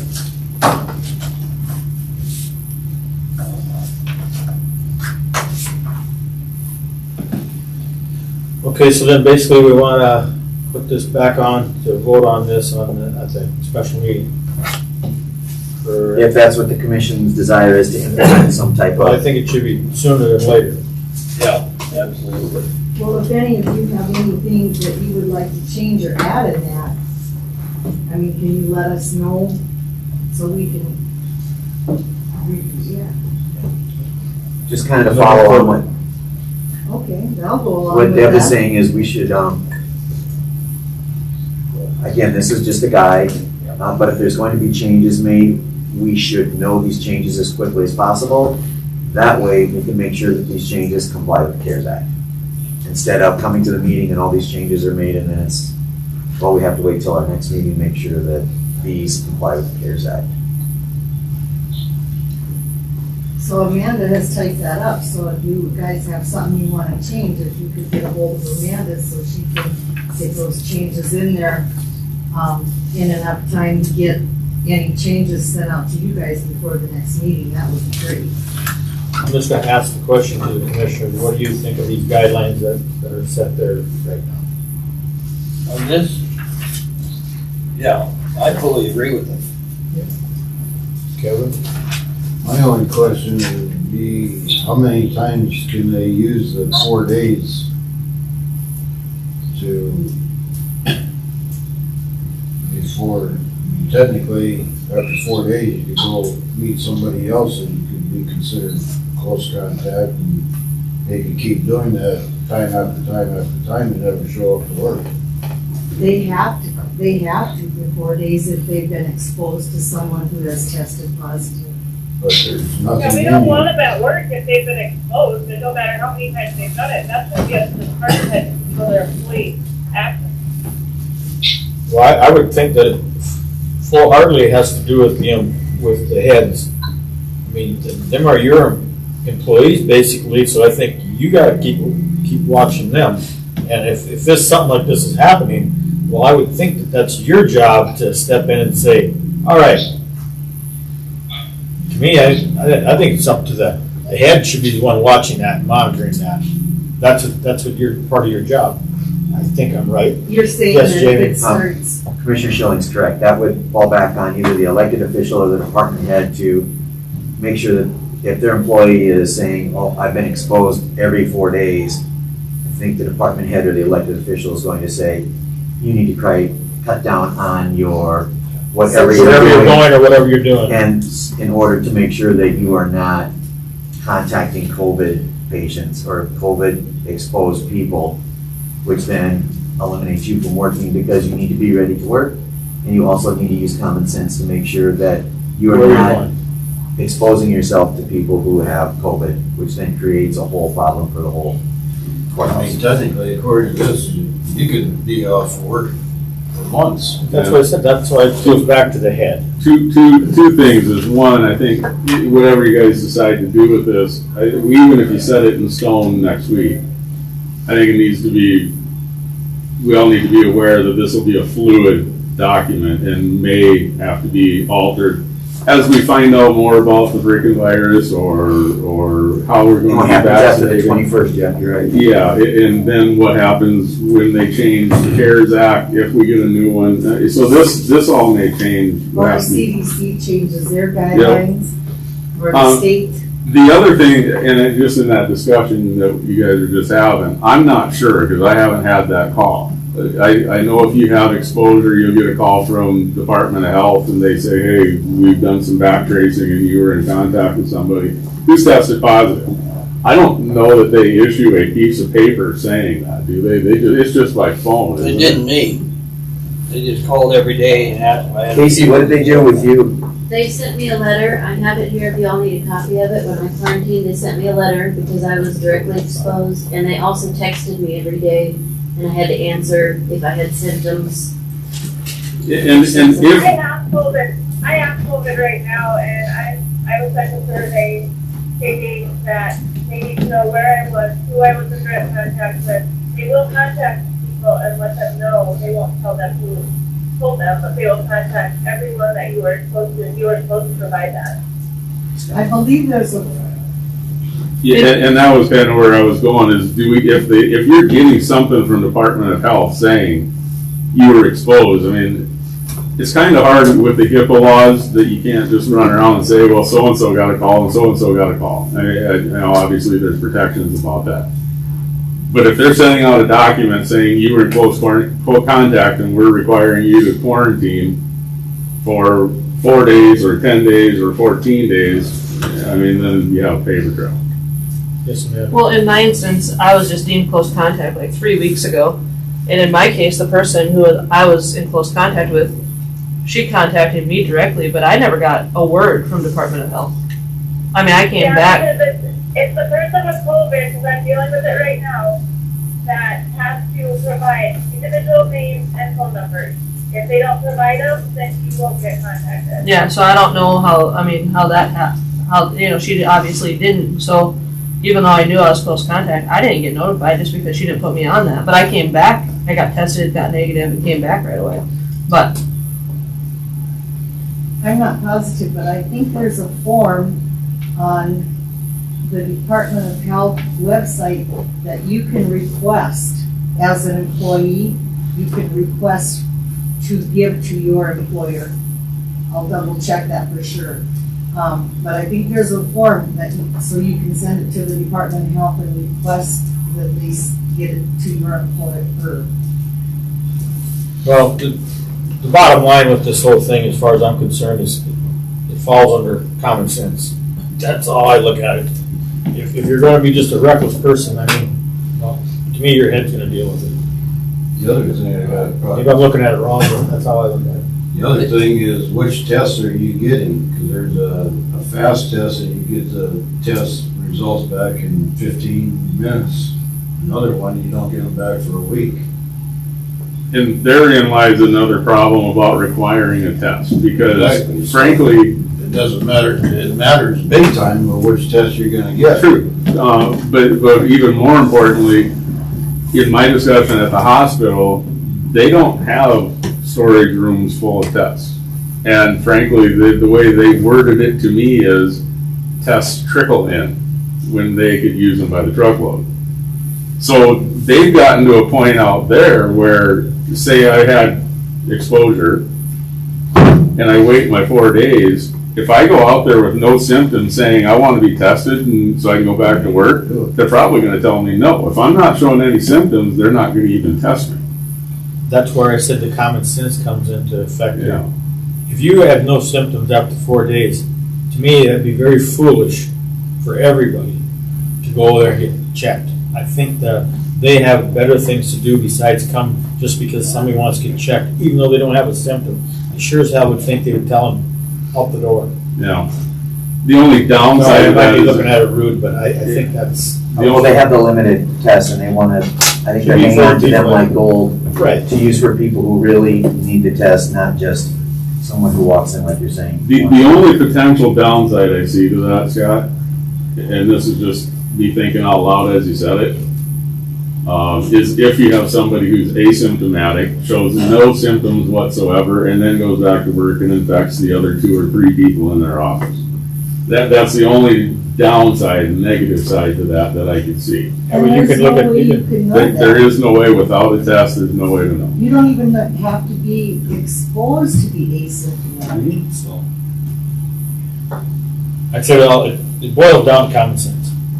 I think the biggest problem here for employees is knowing or not knowing if they're gonna get paid, if it's gonna come off their leave, how that's gonna work. I think they just want that knowledge, made clear to them. So on this side of the game, I think that's my. To me, I think everybody that works here, I'm just gonna throw it out there, is I think you should look at it as it's your business, because what would you do if this was your business? How would you treat it? To me, that's the same way. That's how you should be thinking here. You shouldn't be thinking, well, maybe I have COVID. Well, you should be thinking as if this is your business, how would you do it? So, like I said, I'm not gonna go away from that common sense. That's what it is. If you got somebody that's gonna say, well, I'm just gonna get sick, like Kevin was saying, or he's saying this and not work, well, that's what you got heads for. That they should do their jobs. I'll just take it back to when Josh and Chelsea and Justin all had COVID. Brenda, Casey, and Greg had some pretty close contact. They went and got tested. They were told to quarantine. I hadn't had contact, but I waited for 4 or 5 days and I went and got tested. I was negative. But I chose to quarantine for the rest of that week, which was another 3 days, I think. But when I made that choice, I knew that was coming off my time. That wasn't, none of it was coming off of COVID time. That was my choice. So, I think people, if you choose to quarantine, then it comes off your time, your sick leave or your vacation, whichever it may be. Yes, I just think you need to know that. When Josh and them guys got it, they called me, and I forgot, but they did ask me if I needed a letter to take to my employer, like Casey said, so I don't think it would hurt if we required that. If they're quarantined to get something. If I've got COVID in my employee, That's pretty much right. Yeah. Yeah, I wholeheartedly believe that's exactly how it should be. And then you need to get your letter to your employer. So it as can soon get put as in you your can. file. Yeah, because that could very well come back as proof or evidence when you file the CARES Act grant to get the money back. That's what That I'm this saying. person was out for this many days and here's why. And when. So I think we're all under agreement, commissioners, to the guidelines. And we'll discuss it at the next meeting. Well, anything else for me, gentlemen? Thank you. Thanks, Sheriff. You betcha. Hey Jeff, I have some information on your computers. I will send you an email and we can just talk over the phone. Okay, perfect. Thanks, Becky. You bet. Okay, we'll go to old business. Jim, is that where you wanna? Well, this would just be part of the agenda, that is what we discussed in January on comp time and overtime and changing it from 80 hours to 40 hours and stating that they have to use their time this year and they can't bank it. The only additional thing that was brought to my attention, and Deb typed that up, about passwords in the computers, and Eva mentioned that some places she's worked, they have to store them ahead of time, when in a safe place. And thinking about that, that might be, should be worded in there too. That when you take a position that you, I don't know where, or who you give it to, your password to your computer. Just in case if something would happen to one of our employees and couldn't make it. In our office, we've agreed to write all our passwords down and put them in a certain place, so that if something should happen, we all know where they are in our office. I don't know, Jane, what's your thought on that? I know it's stuff that was talked about early in the year, passwords and stuff. It would be good to have at least, a place where they're stored or something. One of the problems is a lot of passwords you have to change every 6 months or things like that, but at least get a good place to store them. That way if somebody gets in a car accident or something like that and they're no longer with us, at least we have the access to get into all of that information. There's plenty of vaults around here. And you'd want to store it somewhere, one place, and safe. My experience in the past, as I was talking to Jim earlier, there was a form that the employee would fill out when they get hired and when they get trained and they get their password. And then they would write down the password, and then every time they have to change it, because every 30 days, 90 days, maybe you have to change it, they would fill out the new form with the date, and then that would get stored in the HR department. We don't have an HR department. I mean, I do the payroll, but like Jamie said, either each department head can keep those passwords for that department, or maybe they all could be stored in one place, every department's passwords in one place. That's just my suggestion. But there's a form, maybe there's a form that can be modified and approved by the commissioners, and then that will be the form to be put in the employee handbook. So when we get a new hire, they understand that, this is going forward, this is something that's normal. I guess personally, I think it should be the head of each department should have. Whichever you want to, that would be the commission's decision. To me, I guess I would think it should be the head should have. What happens if something happens to the head? That's why we all know where they are in my office. Yeah, I see what you're saying, but I mean, let's just say we would put them all into one, and I'm gonna say Jamie has them, and where something happens to Jamie, then it would be no different. Well, I guess that's how we do it. My employees know my passwords in San Bernardino, so, our office is good. I think department head would be okay, as long as we know where to get access and within each department and things like that. But again, that's a commission's decision, but I do agree that a lot of the stuff that is in this one that Mr. Houck had, Deb do up with stuff that was talked about early in the year, wasn't it, Deb? And we do need to get that stuff updated in employee handbook. Yeah, and there's other stuff, but, There's other stuff too. well, we can just do some of it now and do the rest of it. I think we should do this about the comp time and overtime and Yeah, banking that time and stuff we discussed that a long time ago. in January. Yeah. And we need to get that approved on the books. Now, the password deal, that's kind of a new deal, but Well, I guess we can just talk about as right now about the password, what we think. I mean, can't vote on that, but I mean, I guess personally, I just believe it should be the head of the department. They figure that out amongst their employees. I don't know what you guys think, Kevin. I wouldn't, if I was in one department, I wouldn't want a head of another department knowing our passwords. I didn't say that. No, but if you store it all in one area, Yeah. in one deal, that's technically what could happen. I think he means each department store it in Right, that's what I mean. their place. I mean that, each department.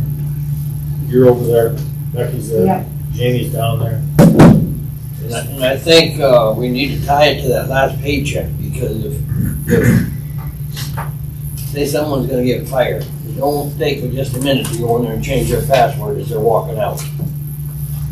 And we wouldn't have access to that computer, so I think we need to probably rewrite that last one about the passwords, but I think we should approve the others. And I think that one does say that you have to supply your passwords, and then it'd be up to your department head to make sure you can enter all those programs before that final paycheck is issued. Marion, what do you think? I would agree that should be up to each department controlling that as far as keeping it in the department, per department.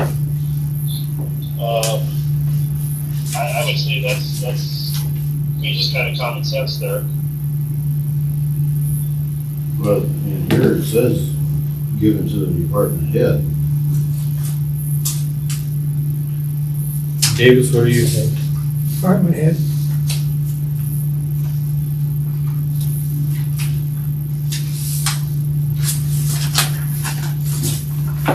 I would move for approval to the updates to the personnel policy as noted here.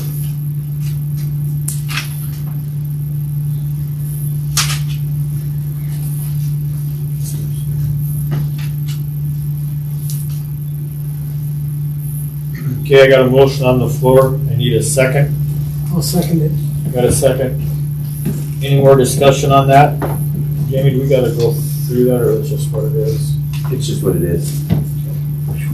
Question for you, Mr. Chairman, is because this is falling under old business, can we vote on this, or do we have to put it on the next? No, we added, I had just said old business, but we had voted on it Okay, I'm sorry. put personnel policy under it. So no, I mean, it's not under old business right now, it's under, we added it to the agenda. It's on my item. Right. Was this the one that was sent out a long time ago, or was it an updated thing sent out to everyone? They each have the update, they each have, it's one that was sent out a long time ago. It was sent out a long time ago. Okay. Once those changes were made, would you each like a new copy of the policy manual? Yeah, so this will have to get changed. And I'll change it, then each want a copy of the updated manual? Okay, we can do that. Any other discussion on that? Hear none, roll call. Holgard. Yes. Hauk. Yes. Martin. Yes. Schlomer. Yes. Schilling. Yes. Motion passed. Now old business. And that includes all of them in there. Correct. Okay. Any old business? New business. Josh. The food has been distributed. Both nutrition sites took it. Good, thank you. All right, anything else? You're gonna set your special meeting. Yeah, new business. New business, we'll have a special meeting, the 24th, correct? Yep, 9 o'clock. We'll have the things we talked about on. Speaking of meetings, our first meeting in December lands on the 1st of the month. Are we gonna put that to the next week? Or are we gonna have it on first?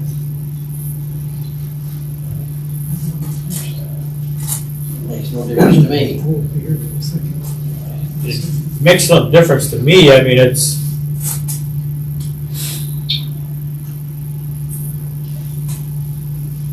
I mean, even the 3rd would be better. It just makes it difficult for the bills to come in. The 3rd and then the 15th. I hate to go to the 8th and then the 15th again right away. You know? Yeah. We'll have Well, one. and we're gonna have to have one the last week of the month as well, so keep that in mind.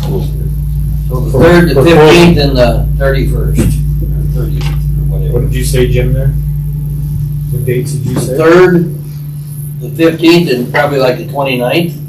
So the 3rd would work better for bills, Becky? Yeah, Okay. there's the 15th and for the 29th, that should be fine. It just makes sure everybody's aware that they have to have all their time bills in by the 29th. Alrighty.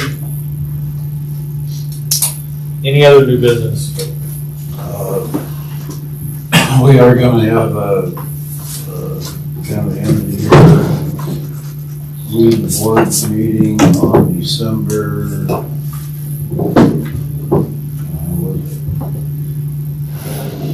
Sometime in December. I think the 3rd. What's the weed we're gonna do with that pickup? Are you gonna take bids on it, seal bids or something, or what's happening with that? Hold on, we'll decide that in next meeting. That's, I think it's the 3rd. I got inquiries about it, that's why. The old pickup? Yeah, that old Dodge. I did get the weed and pest grant application in by the deadline. Okay, thank you. Kevin, when do you normally do your board meeting? What time? It's gonna be at 1 o'clock. Oh, okay, so I just assumed change their meeting to the 3rd, but I was wondering if that's gonna affect that time. I'll have to double check, but I think it's on the 3rd, but. Okay. All right, nothing else, I'll take a motion to adjourn. I so move. A motion on the floor, need a second? Second. All in favor, say, roll call. Bogart. Aye. Hauk. Aye. Martin. Aye. Schwalmer. Aye. Schillen, aye. Motion passed.